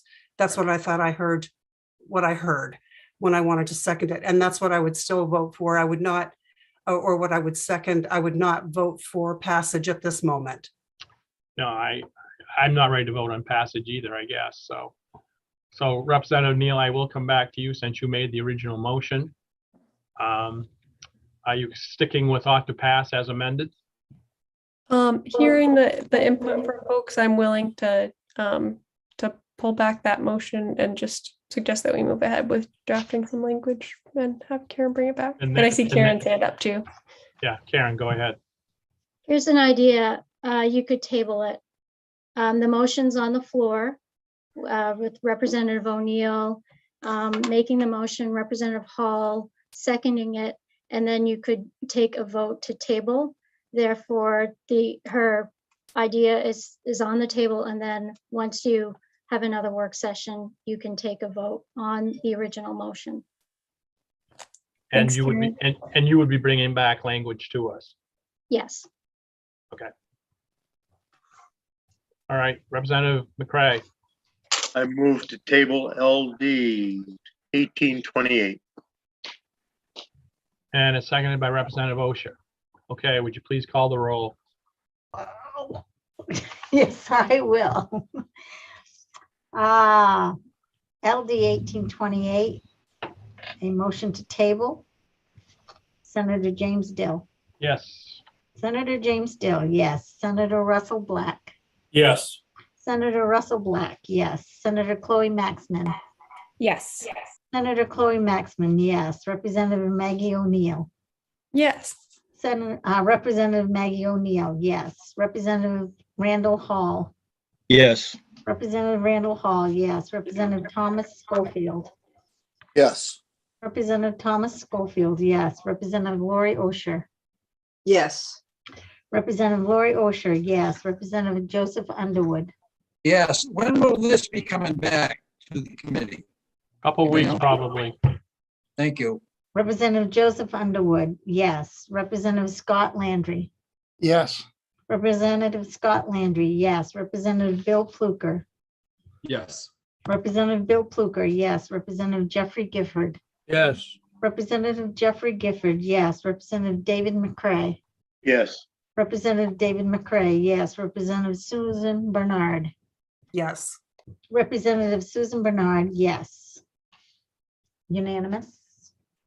Okay, so it's been tabled and we'll reschedule this as within chairs and leads, probably within the next couple of weeks. So I'll close the work session on LD 1828. We'll open up the work session on LD 1744, an act to increase funding for the Animal Welfare Fund by increasing certain fees.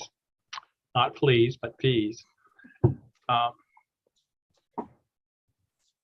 Karen, would you bring us up to speed, please? Sure, thank you. I don't know why I'm getting background. Okay. So this bill is kind of, there's what I see is two parts to it. Sections 1 and 2. Under current law, fees are collected from, so let me back up. A person may not distribute a commercial feed in the state without first registering with the state, and there's a registration fee associated with that. So those fees are collected, and right now, 50% of the fees go to the general fund and the other 50% goes to the animal welfare fund. And this bill proposes that 100% would go to the animal welfare fund. The second part of the bill in sections 3, 4, and 5 amend animal welfare laws to increase the daily compensation to animal shelters while they're holding animals pending court decisions. So right now in section 3, it increases it from $5 to $15 for dogs and cats, from $8 to $18 for female cats or dogs with unweaned litters. And then, excuse me, in section 4, from $10 to $20 for equines. And then finally in section 5, it increases from $8 to $20, the upper limit of daily compensation for holding livestock. So we only heard testimony in support of the bill. Essentially, the department is saying, you know, the animal welfare program, as we've heard with the last bill, has increasing responsibilities and therefore increasing costs. And this is a way to increase revenue to sort of match those increasing responsibilities and costs. We have not received a preliminary fiscal impact statement from OFPR. However, Director of the Animal Welfare Program, Liam Hughes, did estimate that the fiscal impact would be approximately $550,000 revenue loss to the general fund. So in his testimony, he also did say that the department is willing to think creatively on how to lessen that negative impact to the general fund. And so one of the emails that you were sent this morning was basically an Excel spreadsheet with some alternative ideas to raise revenue for the animal welfare program. I guess the only sort of, there was overwhelming support for the bill. There was no testimony against, or neither for nor against. I think the only sort of concern from supporters is that, you know, they support increasing overall funding for the program. However, they are concerned that a large percentage of the program's funding comes from one commercial source. So again, there was the idea of throwing out of maybe perhaps increasing licensing fees or something to that effect. So I'll leave it at that for now. Other questions for Karen? Seeing none, I will turn to the department and ask either Nancy or Liam if there's anything else that they want to add. Thank you, Senator Dill, Representative O'Neill, members of the Ag Committee. Hello again. We basically have been kicking around a lot of numbers of different things that we can do based on our current revenue sources. The bill that we proposed basically only shifts where money is currently going and does not raise any fees or rates throughout the state. And it would basically keep things status quo, but basically make the money dedicated solely to animal welfare. And we are looking at several shortfalls in the future with the way things are going with the inflation, with the increase of fees for personal services. So we're very concerned about the future of this program, the way the structure of our funding currently is. So we felt that, you know, our original bill was the most easiest and least painful way of being able to continue funding for the program. But we did kick around a few other ideas that might involve increasing dog licensing fees, might also include locking in the certain amount that goes to the general fund and increasing the registration fee for commercial feed or pet food, which has not been increased since 2001, a small increase of about $20 per label. So there are several different options that we kind of put out there that's in that Excel spreadsheet. But we basically have been kicking around a few more ideas, but it's kind of limited about where we can really pick our funds from. So I guess my question to you, if, you know, the first thing would be that if we pass the bill and we put 100% into the animal welfare program, if I remember correctly, excuse me, it was about 500,000. Approximately about $558,000. So that would be a pretty good hit to the general fund, and this would go to the appropriations table. And you know, so you'd have to take your chances there. If you went back to the fees that you were talking about and increasing some fees, it would probably be a little simpler, at least if you increase the fees. And I'm not recommending this, but let's say you increase the fee by $10 for a label, and then all 100% of that go to the department. That might be an easier sell than us trying to get some money out of the general fund. I don't know. And I'm not really saying that we want to do this to the animal labels either. So we did do that. I'm sorry. Yeah, no, go ahead. If you look at that spreadsheet, scenario 2 basically kind of does the breakdown. If we were to increase the fee for the pet registration, pet food, and the commercial feed, and lock in the amount that's going to the general fund to what it's currently at 40% of the fee, 60% going to the animal welfare program, we would probably generate an extra $280,000 for the program. It might not be enough to cover all of our expenses, but it's going to be definitely better than not having any improvements whatsoever.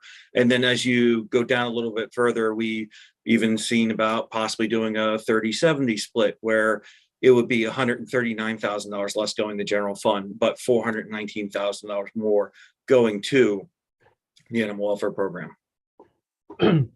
Yes, and you know, that was one of the things too that was in my head, that, you know, just do a different split ratio rather than all 100%. But either way, the general fund takes a hit, and that just means that this bill goes on to the appropriations table along with 300 other bills to take its chances. So I was just trying to look at another way, since you did say, you know, by increasing certain fees. And again, I'm not advocating a fee, quote, tax increase here either, but I'm not sure, but we will see what the committee has to say. Committee members, questions? Nancy McBrady, is there anything you wanted to add to that? Thank you, Senator Dill. Nancy McBrady, Bureau Director. Just wanted to make clear that, you know, we wanted to be thinking creatively. Senator Dill, to your point, we're cognizant that if we just ask to take the current revenues and no longer share it with the general fund, that is a very large fiscal note. And in order to be successful, we just want to be able to think creatively with you all, which is why we have those 5 scenarios. There can be far more scenarios to contemplate. So we're happy to walk through them with you.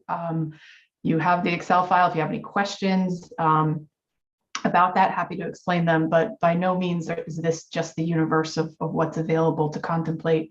And I do just want to make clear, given the conversation we just had with the other bill, you know, the animal welfare program does a lot. And in our testimony, we have agents in the field with seizures and investigations. We obviously are working with also with shelters and pet stores, licensing and inspecting them. So I just want to underscore that the breadth and depth of this program, it goes beyond Help Fix Me, which we just talked about, to do a lot of different things around the state every day. And we just foresee, based on current revenue spending and the demand for services within animal welfare, that without adjusting our revenue, which right now is entirely dedicated through these processes, we just won't be able to meet those demands. So hence the conversation about how to think creatively and work to a new solution. Happy to answer any questions. Representative O'Neill. Thank you, Mr. Chair. Director McCready, would you be able to go over the attachment? I'm just a little overwhelmed with all the sections, and the labeling isn't super clear on the percentages. Yeah. So I just want to know if we could go through what our options are and see. Yes, absolutely. And are you working off of the spreadsheet, not the PDF? The spreadsheet? Excel? I don't honestly, I don't know what we're referring to. Is it possible for you to share that, Nancy, or is it so busy that on the screen, because there's so many figures and stuff, you trying to tell it to us? Sure. May I share my screen, Cheryl? Is that something I can do? Aaron, did you have a question, comment? I could I could share the screen. Okay, go ahead. Okay. I'll try and talk through that.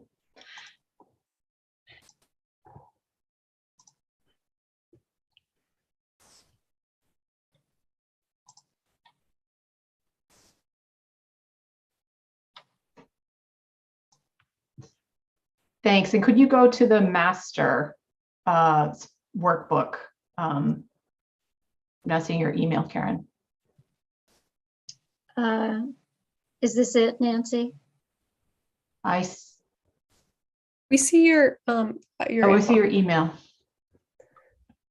Don't see Excel. Oh, okay. Let me try that again.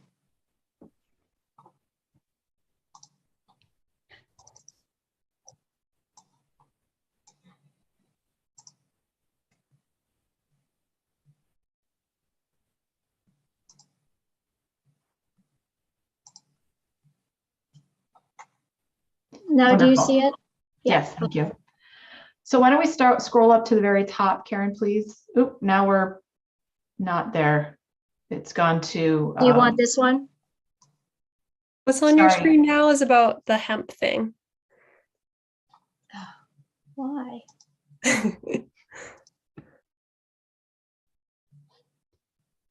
I'm killing it this morning. Okay. Hey, I can't say I would know how to do it either. No, Otherwise, sorry, we also sent a PDF of this too. Oh, now I see it. Okay. All right.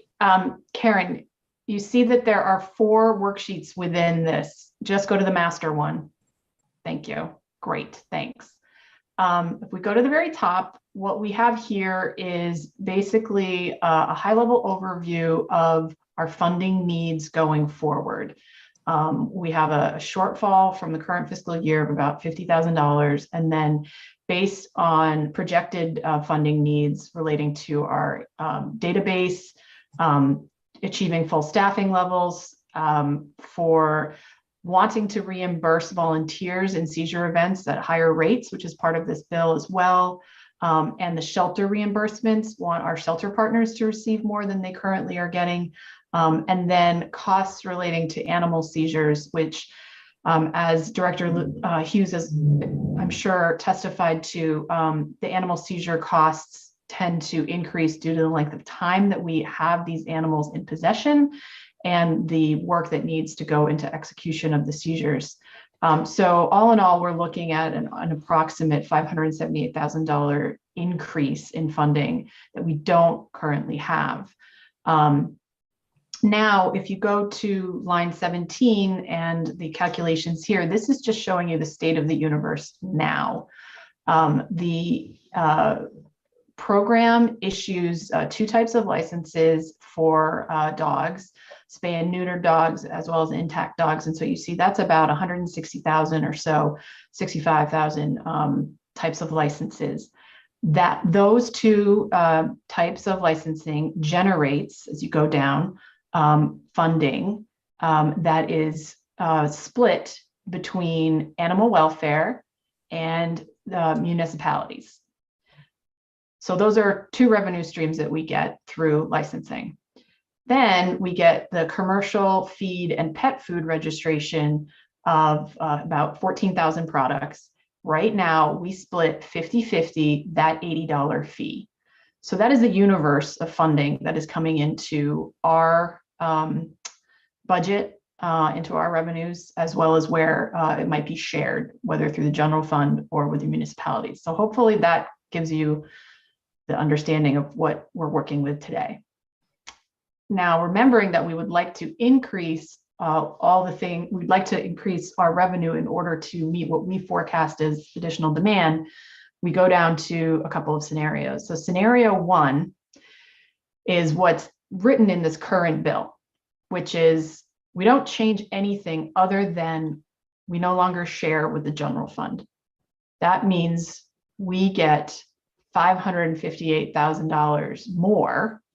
We get what the general fund was getting. That is a hit to the general fund of $558,000. And I think we can all agree that that would probably not be a particularly popular request. Then we go down to scenario 2, which is, all right, let's talk about those feed fees. We raise them by $20, so it is now $100.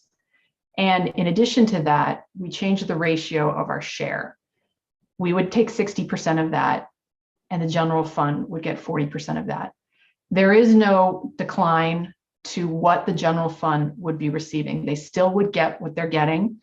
There would be no fiscal note, therefore. However, we would only be generating approximately $280,000 in new revenue for animal welfare, which is shy of the $560,000, $580,000 that we would like to receive. So if you go to scenario 3, again, all we do is adjust that feed registration up to $100, and we further adjust the ratio. The general fund now gets 30, and we would take 70% to the animal welfare fund. That that allows revenue to increase to above $400,000 for animal welfare, but we start to see a fiscal note of $140,000 to the general fund. They would still be receiving a significant amount. They would still, general fund would still receive 419,000, but it would be 140,000 shy of what they normally, what the general fund normally receives. So then scenario 4 and scenario 5 build upon the idea of increasing the feed fees and having a 40-60 split, as I just discussed in the prior scenarios. But now we enter into potential adjustments to the licensure, the dog licensure. And as of right now, those license fees are shared to a degree with municipalities. Being cognizant of that share and wanting municipalities to also benefit, what happens here is we would increase the fees and also allow for additional sharing of those fees with the municipalities. So the proposed fee goes up to $10 for the neutered dogs, $15 for the intact dogs, and then you would see that all in all, on the far right column, the revenue from that would be $631,000 for the Animal Welfare Fund, and municipalities would receive $308,000 in total. That would then be shared amongst the municipalities. And there's ratios that go into that. Some larger municipalities would get more, some with less fees would get less. And then that's repeated down in scenario 5, whereby the license increase for the dogs, again, it goes up to $10 and $15, but animal welfare would keep more of the proceeds for the spay and neuter dogs than not. And so again, on the far right corner, we would have generated $774,000, which is more than we're actually requesting. But this is just a scenario to show you these potential calculations of revenue. So by no means what we are saying has to happen. Again, this is just an exercise for you to see what available options might be on the table. Thank you. How many labels did you say there were that the fee is on now? Around almost 14,000. So if you increase the 14,000 by $20, that's only a $280,000 increase, right? Right. That's correct. If we again make the adjustment of 60/40. Well, not even that. I was thinking if all 20 of, what I'm saying is you left everything as it was, Yes. and then the $20 came directly to the program.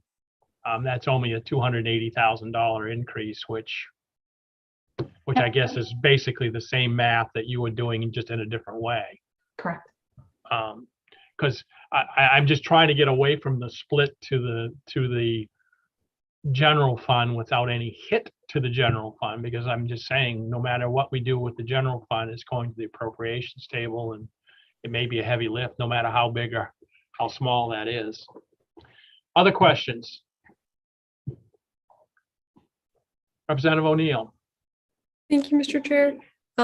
Director McBrady, I think last time we discussed this, but who does the feed fee apply to now, and who doesn't it apply to? It applies to the manufacturers. So these are the large scale multinational or international companies, Purina, et cetera, who are registering. And I would also ask Liam, Director Hughes, to refine that response, because I do know that there are some additional carve outs and protections that I'm not remembering at the moment. Yes, I actually have a list I can share with you, Representative O'Neill, of all the different large-scale manufacturing companies that do register. Some are parent corporations to other corporations, but most of these are all large-scale corporations. The local feed store that sells hay or silage, they're not included in this. It's mostly just the corporations that produce a product that have a UPC code on it that are sold at your local Tractor Supply, farm store, Hannaford, Walmart. Thank you. And is it, small biscuit makers or things like that? I think that was kind of what I was curious about. There are some exceptions for the smaller Maine-based food producers that would not be affected by this, or at least not to our knowledge. Our goal is to basically focus on the larger scale corporations that would be paying a lion's share of this funding. Thank you. Would you expect that if you raised the label fee by $20 that you would lose labels and many labels? The pet food industry has only been growing exponentially. There have been more and more brands of food being released and different types of food. So there is always a little bit of a mix with the market where certain things are introduced, certain things go away. There are different fads. The traditional food makers like Pedigree and Purina, or the Agway kind of producers that produce large feed, probably will not see any effect to them. I don't think that this registration fee will basically be a make or break for a lot of these labels. If they are going to stop selling, it's most likely because the product was not, chosen by the public. And one last question, I'll go back to Representative O'Neill along that same line, is so I walk into my local grocery store, and my cat happens to like Fancy Feast. I go in there and there's like 25 different flavors of Fancy Feast. Is each one of those charged $20, or is the Fancy Feast brand $20? It would be every label. So it doesn't matter the size of that label. So if you like your Fancy Feast Mariner's Catch, it doesn't matter if it's a small can, an 8-pack, 20-pack, or 24-ounce can of it, they would pay $80 just on that label of food. So again, not the size of the food, but just the label of the food. Right. So then it's $20 for the grilled salmon. It's $20 for the Fancy Feast turkey. It's $20 for the Okay. Thank you. Representative O'Neill. Thank you, Mr. Chair. And how much is the fee now if we're raising it by $20? I just was curious, and how does that compare to other states and what they have? It's $80 in the state of Maine, and I'm sorry, but I will have to look into what other states charge, because other states charge different amounts. They might be higher in some states. Other states might not charge anything at all. They might not do any registration. Going back to the last topic, I know Maryland's, their pet food surcharge goes solely towards their spay-neuter program. So that's where their funding comes from that. So it varies from state to state, but our rates when 2001 was raised to $80. When it all started in 1971, it started off as $25, saw minor incremental changes. And then in 2001, it was increased. And that's where you see animal welfare receive a lot of its funding from at the beginning of 2001, when they created that law. And there really has not been any changes since then, minor technical changes within the Administrative Procedures Act, but otherwise, it's the same rate of $80 per label. Thank you. Other questions? Representative Pluker. So if the increase on the fee went from 80 to 120, or it was increased by 40, then that would meet the budgetary needs of the department? It could. We would have to run the math. We didn't go that high, but I think it might, or at least get us much closer into that ballpark. But 20 is only meeting about half the needs of the department. I am going to pull out the trusty calculator now and quickly do some math, but thank you. About $558,000.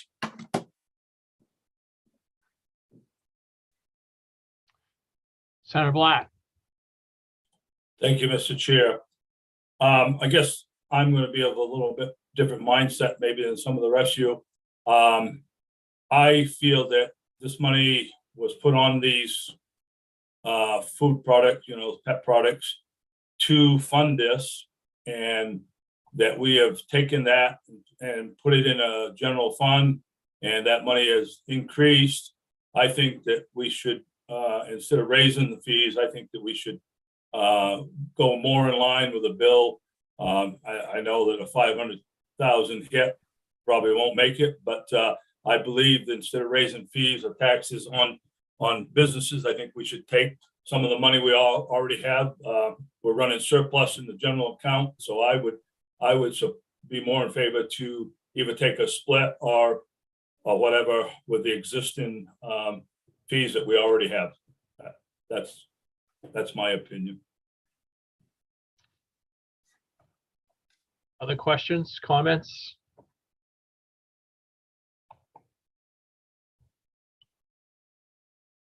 Representative Bernard.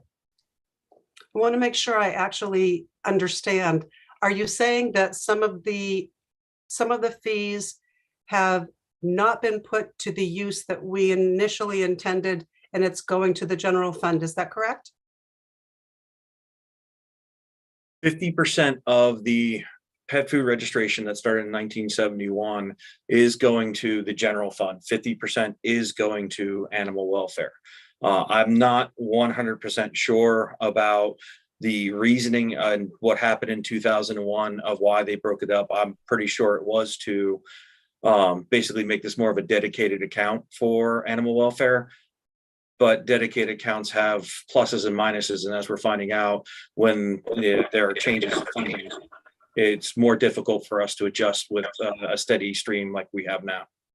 So prior to that, you mean all of the money was going into the general fund as opposed to any of it going into the animal area? Is that right? I would have to do more research, but I think that the Animal Welfare Fund was receiving general fund money at that time. So, but I can do more research for you and get back to you on that. Well, so now that we have this dedicated fund, would it make any sense? And I know that I'm getting off of what we have in front of us, but I just want to throw this out there as another idea, because we are not having an issue at this moment, at least with the general fund, and that should be revisited again if we ever do. But at this moment, we're not having a problem with the general fund. So my question would be the funds that are being gathered, and I'm almost sure I heard that directly from Senator Black, the funds that are being now gathered and some of it goes off to the general fund, could they not all go, the same amount, all go to the animal welfare area? So therefore, you're not raising any extra monies from these companies. Let's just take what we have and dedicate it to where we need it, which seems to make a lot of sense to me. You don't have to raise the amount. You do get to direct the money where you really want it to go. And if the general fund ever gets into trouble again, I mean, we can look at this place and many other sources to try to beef up the general fund. That's just my thought. I think you're correct, Representative. But again, we got to arm wrestle appropriations, even though we're saying that it should be dedicated to this, because that was kind of the intent probably when it was created. Even though it went all to the general fund, from what I'm hearing Liam say, I'm speculating that it went all to the general fund, and then the general fund turned around and gave animal welfare X amount of dollars, which may or may not have been equal. We don't know. And then in 2001, they decided to do it 50-50, and that's where we are today. So I certainly agree that, you know, we should take all that dedicated funds and put it where it should go. It's a tax on animal foods. Let's put it towards animals, but we got to get it wrested away from the general fund, even though we are flush, but it's still appropriations. Representative Underwood. I agree as far as moving the funds to where they should be. And Senator Dill, you said something about arm wrestling with the Appropriations Committee. I'm not very good at arm wrestling, but I can throw a punch if I need to. Thank you. We appreciate that. What will happen is if we pass this bill and we say, okay, it's all going to go to all the money coming in on the feed registrations right now will now go to animal welfare. There's 500,000 roughly that goes to each place. So what we're saying is, general fund, give up $500,000 to animal welfare. Any bill that has a fiscal note on it affecting the general fund has to go to the appropriations table. So this bill would now go to the appropriations table along with the 300 bills that are already there, that wants a piece of change from the general fund, and we would be in the mix.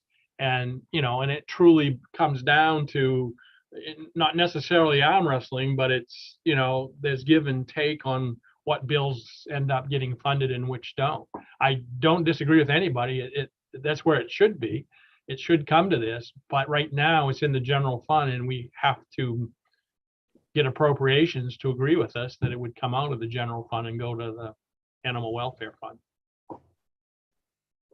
Thank you. Yes, Senator Black.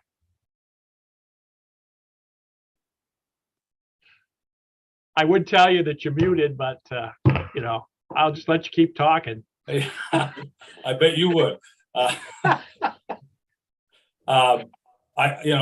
again think that, you know, the situation we have today with the general fund and the surpluses, I know we take a chance at doing it, but I think that this is where this money appropriately should be going. It's raised off the sale of animal products, food products, and I think that that's where it should go. Thank you. Representative O'Neill. Thank you, Mr. Chair. I'm wondering if this might be a kind of meet in the middle situation, because part of what I'm thinking of in the fiscal picture is that we have a lot of ag priorities that we want to move forward. I mean, we just got done talking about the tier program. That's a pretty big fiscal note. PFAS, you know, like there are a lot of things that are gonna that we're gonna be fighting for. And given what folks have said about dedicating the money to the, you know, to the purpose that we're collecting it for, maybe we could look at, I think it might have been option 2 that would, you know, increase it by $20 and further dedicate it to the animal welfare program. So we're kind of getting both things requested. And I pulled up a chart. If we increased it by $20, we'd match Massachusetts, who does $100 per product.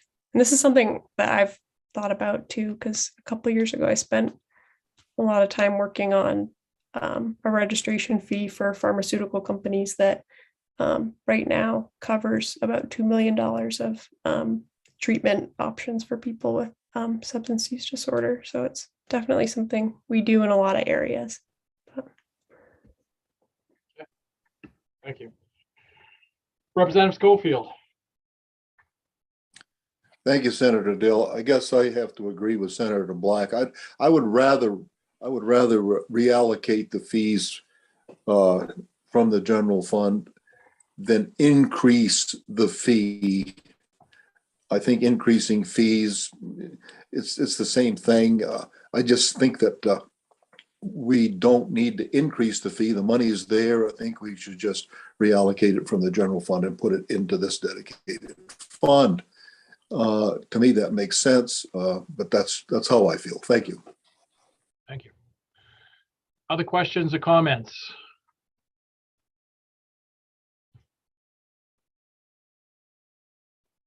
Representative O'Neill. Thank you, Mr. Chair. I would like a little more time to think this one through and look at the chart and see if there's some kind of middle ground here that maybe we could come to. So are you going to Make a motion to table? Yeah, thank you.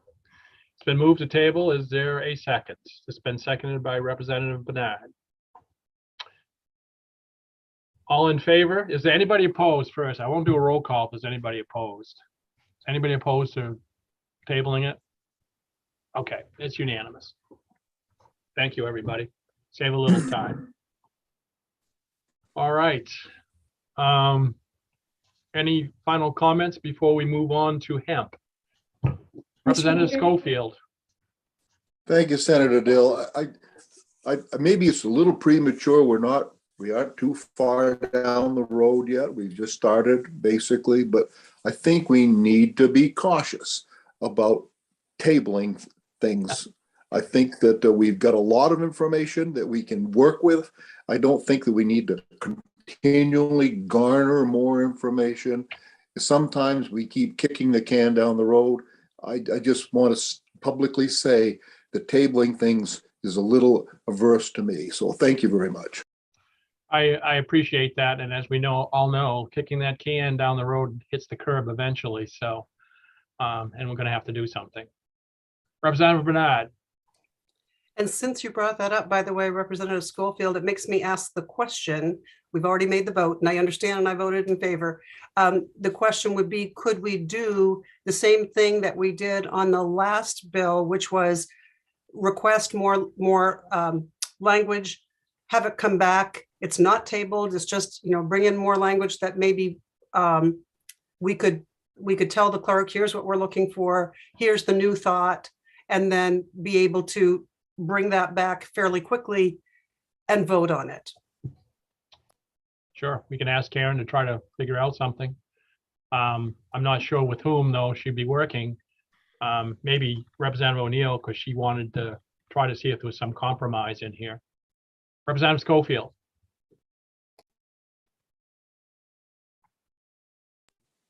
Sorry about that. Okay. Any other comments? Representative Bernard. Sorry, I don't know if we can do this now that the motion's been made. I don't want to take that out from under Representative O'Neill. But if we do decide to go in this other way, just looking for new language, I think it would be great to have Representative O'Neill, who is, asked the first question about it, perhaps Senator Black or me, who has a whole different way of getting to the problem of too few funds. So I shouldn't voluntold you, Senator Black, but I'd be willing to do it. I don't know if Senator Black would, but to talk to the clerk and see if we can come up with compromise language. The analyst, yes. Okay, so who's gonna? So Representative Bernard's gonna work on it. Representative O'Neill, are you too, or? Well, I'm happy to. Yeah, that was my intent. Is just Okay. I think. All right. the Why don't you most- guys see if you can come up? I mean, Yeah. the thing is, you both can come up with something different that may not be what one of the five scenarios that we have already that may be appropriate and a good compromise. So certainly willing. So just let Karen know what you're coming up with so that we have something to work with. But I do agree with Representative Schofield. I was kind of chuckling to myself that we've had 3 bills today and we've tabled all 3 of them for all intents and purposes. So we do need to start moving. All right. Mr. Chair, Yes, sir. I agree that it was very nice that Representative Bernard volunteered to help. So. Okay. All right. We'll move on from LD 1744. And now we have a discussion around hemp. So I don't know, unfortunately, I don't believe Gary Fish knew that we were going to do this, but that's fine. We can go ahead and Karen, I think you have some information that maybe you worked with Representative O'Neill on. So between the two of you, you want to present something for us to look at. And I assume what we're thinking here is this was what, originally LD 33? Was that what it was?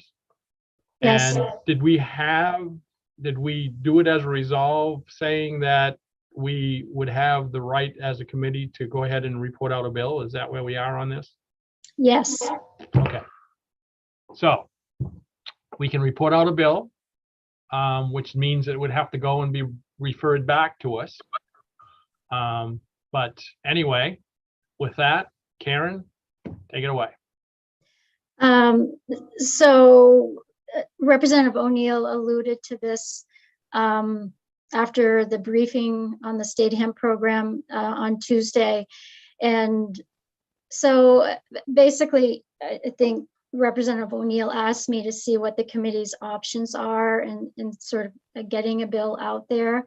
And because of the schedule of legislative sessions happening so infrequently, I took a jump on drafting what I heard her articulate as her proposal on Tuesday, because I think the cleanest way that I would recommend, it's so much easier for members of the public and interested parties to follow an LD that's been printed. You know, you can look it up on the web and find out when the public hearing is scheduled and work sessions, and you know, the normal due course that legislation normally takes. The problem is, you know, we have to get something on the calendar next Wednesday. So I did draft something for Representative O'Neill. I can share my screen and then I'll let her sort of talk about her proposal. But really, what I guess I need from the committee is for you to all vote on whether or not you want to report out a committee bill. And in the summary, I did state that this is solely for the purpose of getting a printed bill referred back to the committee so that you can schedule a public hearing and a work session. And it's not necessarily your endorsement of the proposal, because I think folks might be, you know, all over the place on what's in the bill itself. So I can share my screen, and I guess Representative O'Neill could talk about what she's proposing for a committee bill.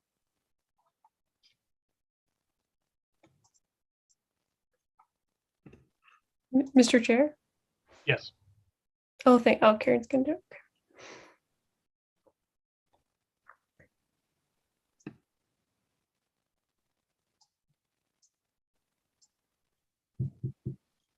So did you want to go over it, Maggie, or Representative O'Neill, or we don't see anything, Karen. Oh, you don't?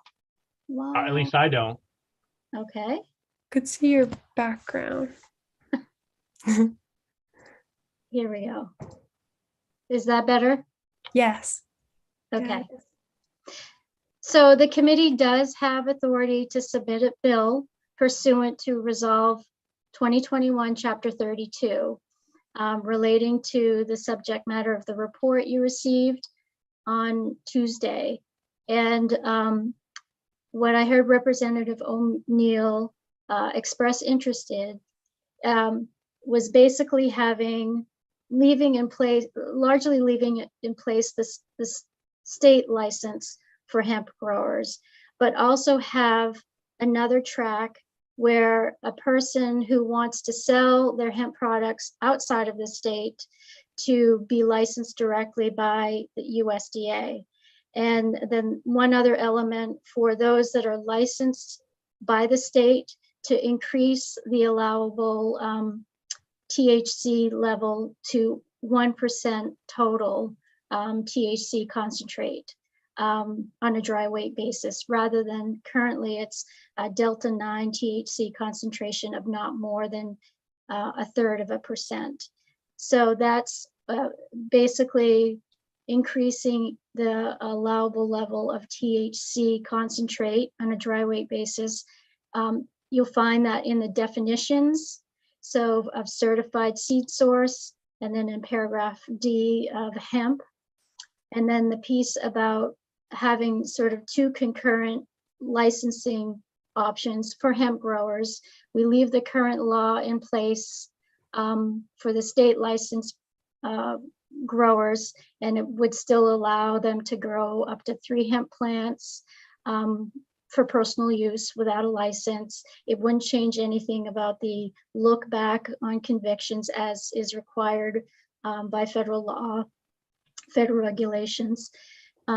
But it also, those that would be licensed by the state would not be allowed to sell their product outside of the state because it flies in the face of the federal requirements.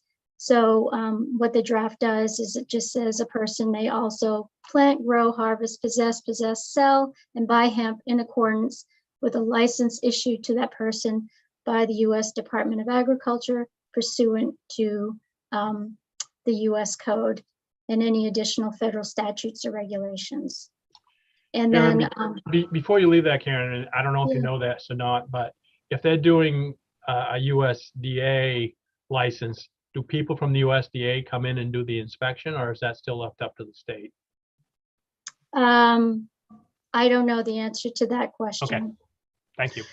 And then I just want to point out, as I mentioned earlier, that the bill is being reported, if you vote favorably on this, it's being reported out by this committee pursuant to that resolve. It's for the sole purpose of turning the proposal into a printed bill that can be referred to committee for an appropriate public hearing and subsequent processing in the normal course. The committee has not taken a position on the substance of this bill, and by reporting this bill out, the committee is not suggesting and does not intend to suggest that it agrees or disagrees with any aspect of this bill.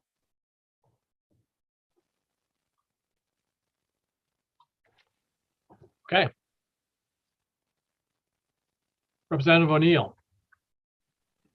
Oh, thanks, Mr. Chair. So I think Karen said it. Just to recap really simply, it would make 2 tracks for licenses. 1 track would be if you want to sell out of state, you can get a license from the federal government and do that.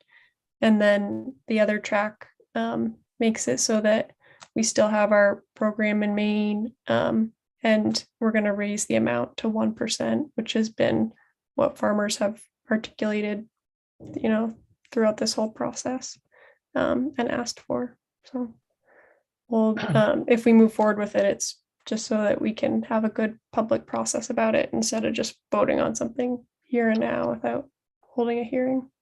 So if they go with a state license, which would then therefore be 1% total THC, the products would all have to be sold within the state of Maine, or once they have actually processed something, can those therefore products be sold out of state? Good question. It probably would have to stay in state, and that's probably in line with our history since we've, started medical in 1999. We've kind of, so. Okay.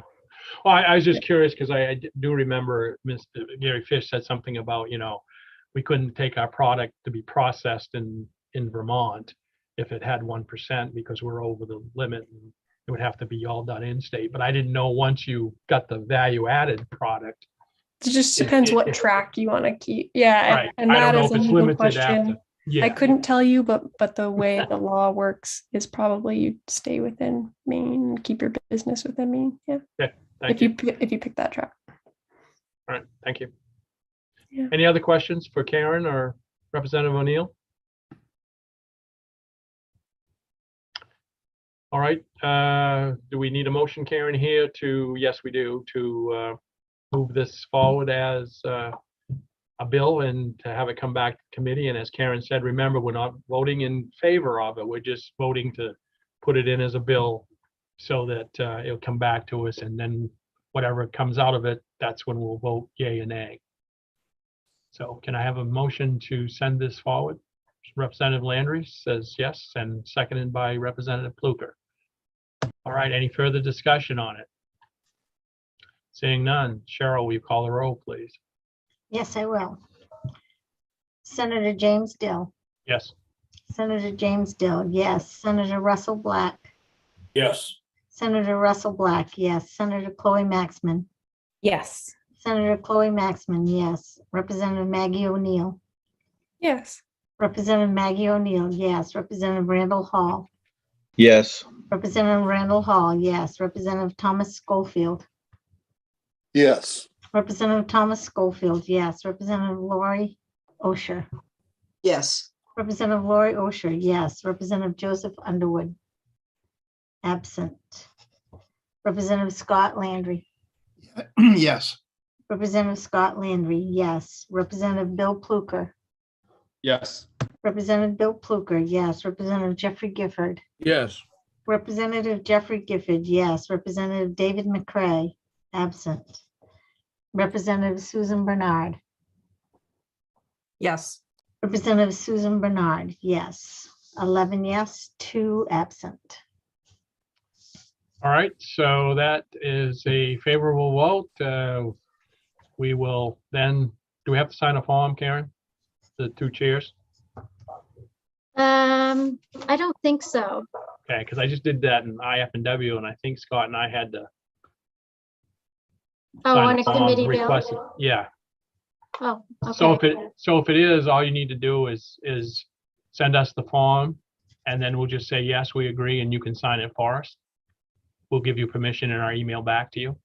Okay, did the clerk, it sounds like Yep, the that's what clerk. that's what we did in the other. Okay. I can't, yeah. Yeah, so I've already contacted the revisor's office, so we can fast track this, so we'll get on the calendar. So I don't know what the technical signing off process is, but anyway, Cheryl, I guess, look into it if they need to sign a form or something. But the draft will be out, will have to be approved for the revisor's office to get it printed, so. Okay, thank you. And I guess just a reminder to the chairs to keep an eye on it on Wednesday. It may be on the supplement. I don't know when they're going to do the calendar, but to make sure the papers are passed by both bodies, so the committee actually gets it in its possession before you leave Wednesday. Sure. Thanks. Thank you. All right. Anything else, Karen, to come before us? No, just not today. Just a reminder, we start at 11 on Tuesday. We have a public hearing on two bills, two carryovers, and then we're going to have a work session on the milk tier program rules. Okay. So we'll be in for a long session on Tuesday, probably. Possibility. Representative O'Neill, anything from you? No, thanks. A motion to adjourn. Sure. Seconded by Representative Landry. And I'll ask Cheryl just before, is there anything, Cheryl, that we've neglected? I just didn't get who made the motion or seconded the motion for the bill to be moved forward. Landry and Pluker. Thank you very much. And I'm all set. Okay. All in favor of adjournment? Nobody opposed. Thank you all. See you later. Have a great weekend. Yep.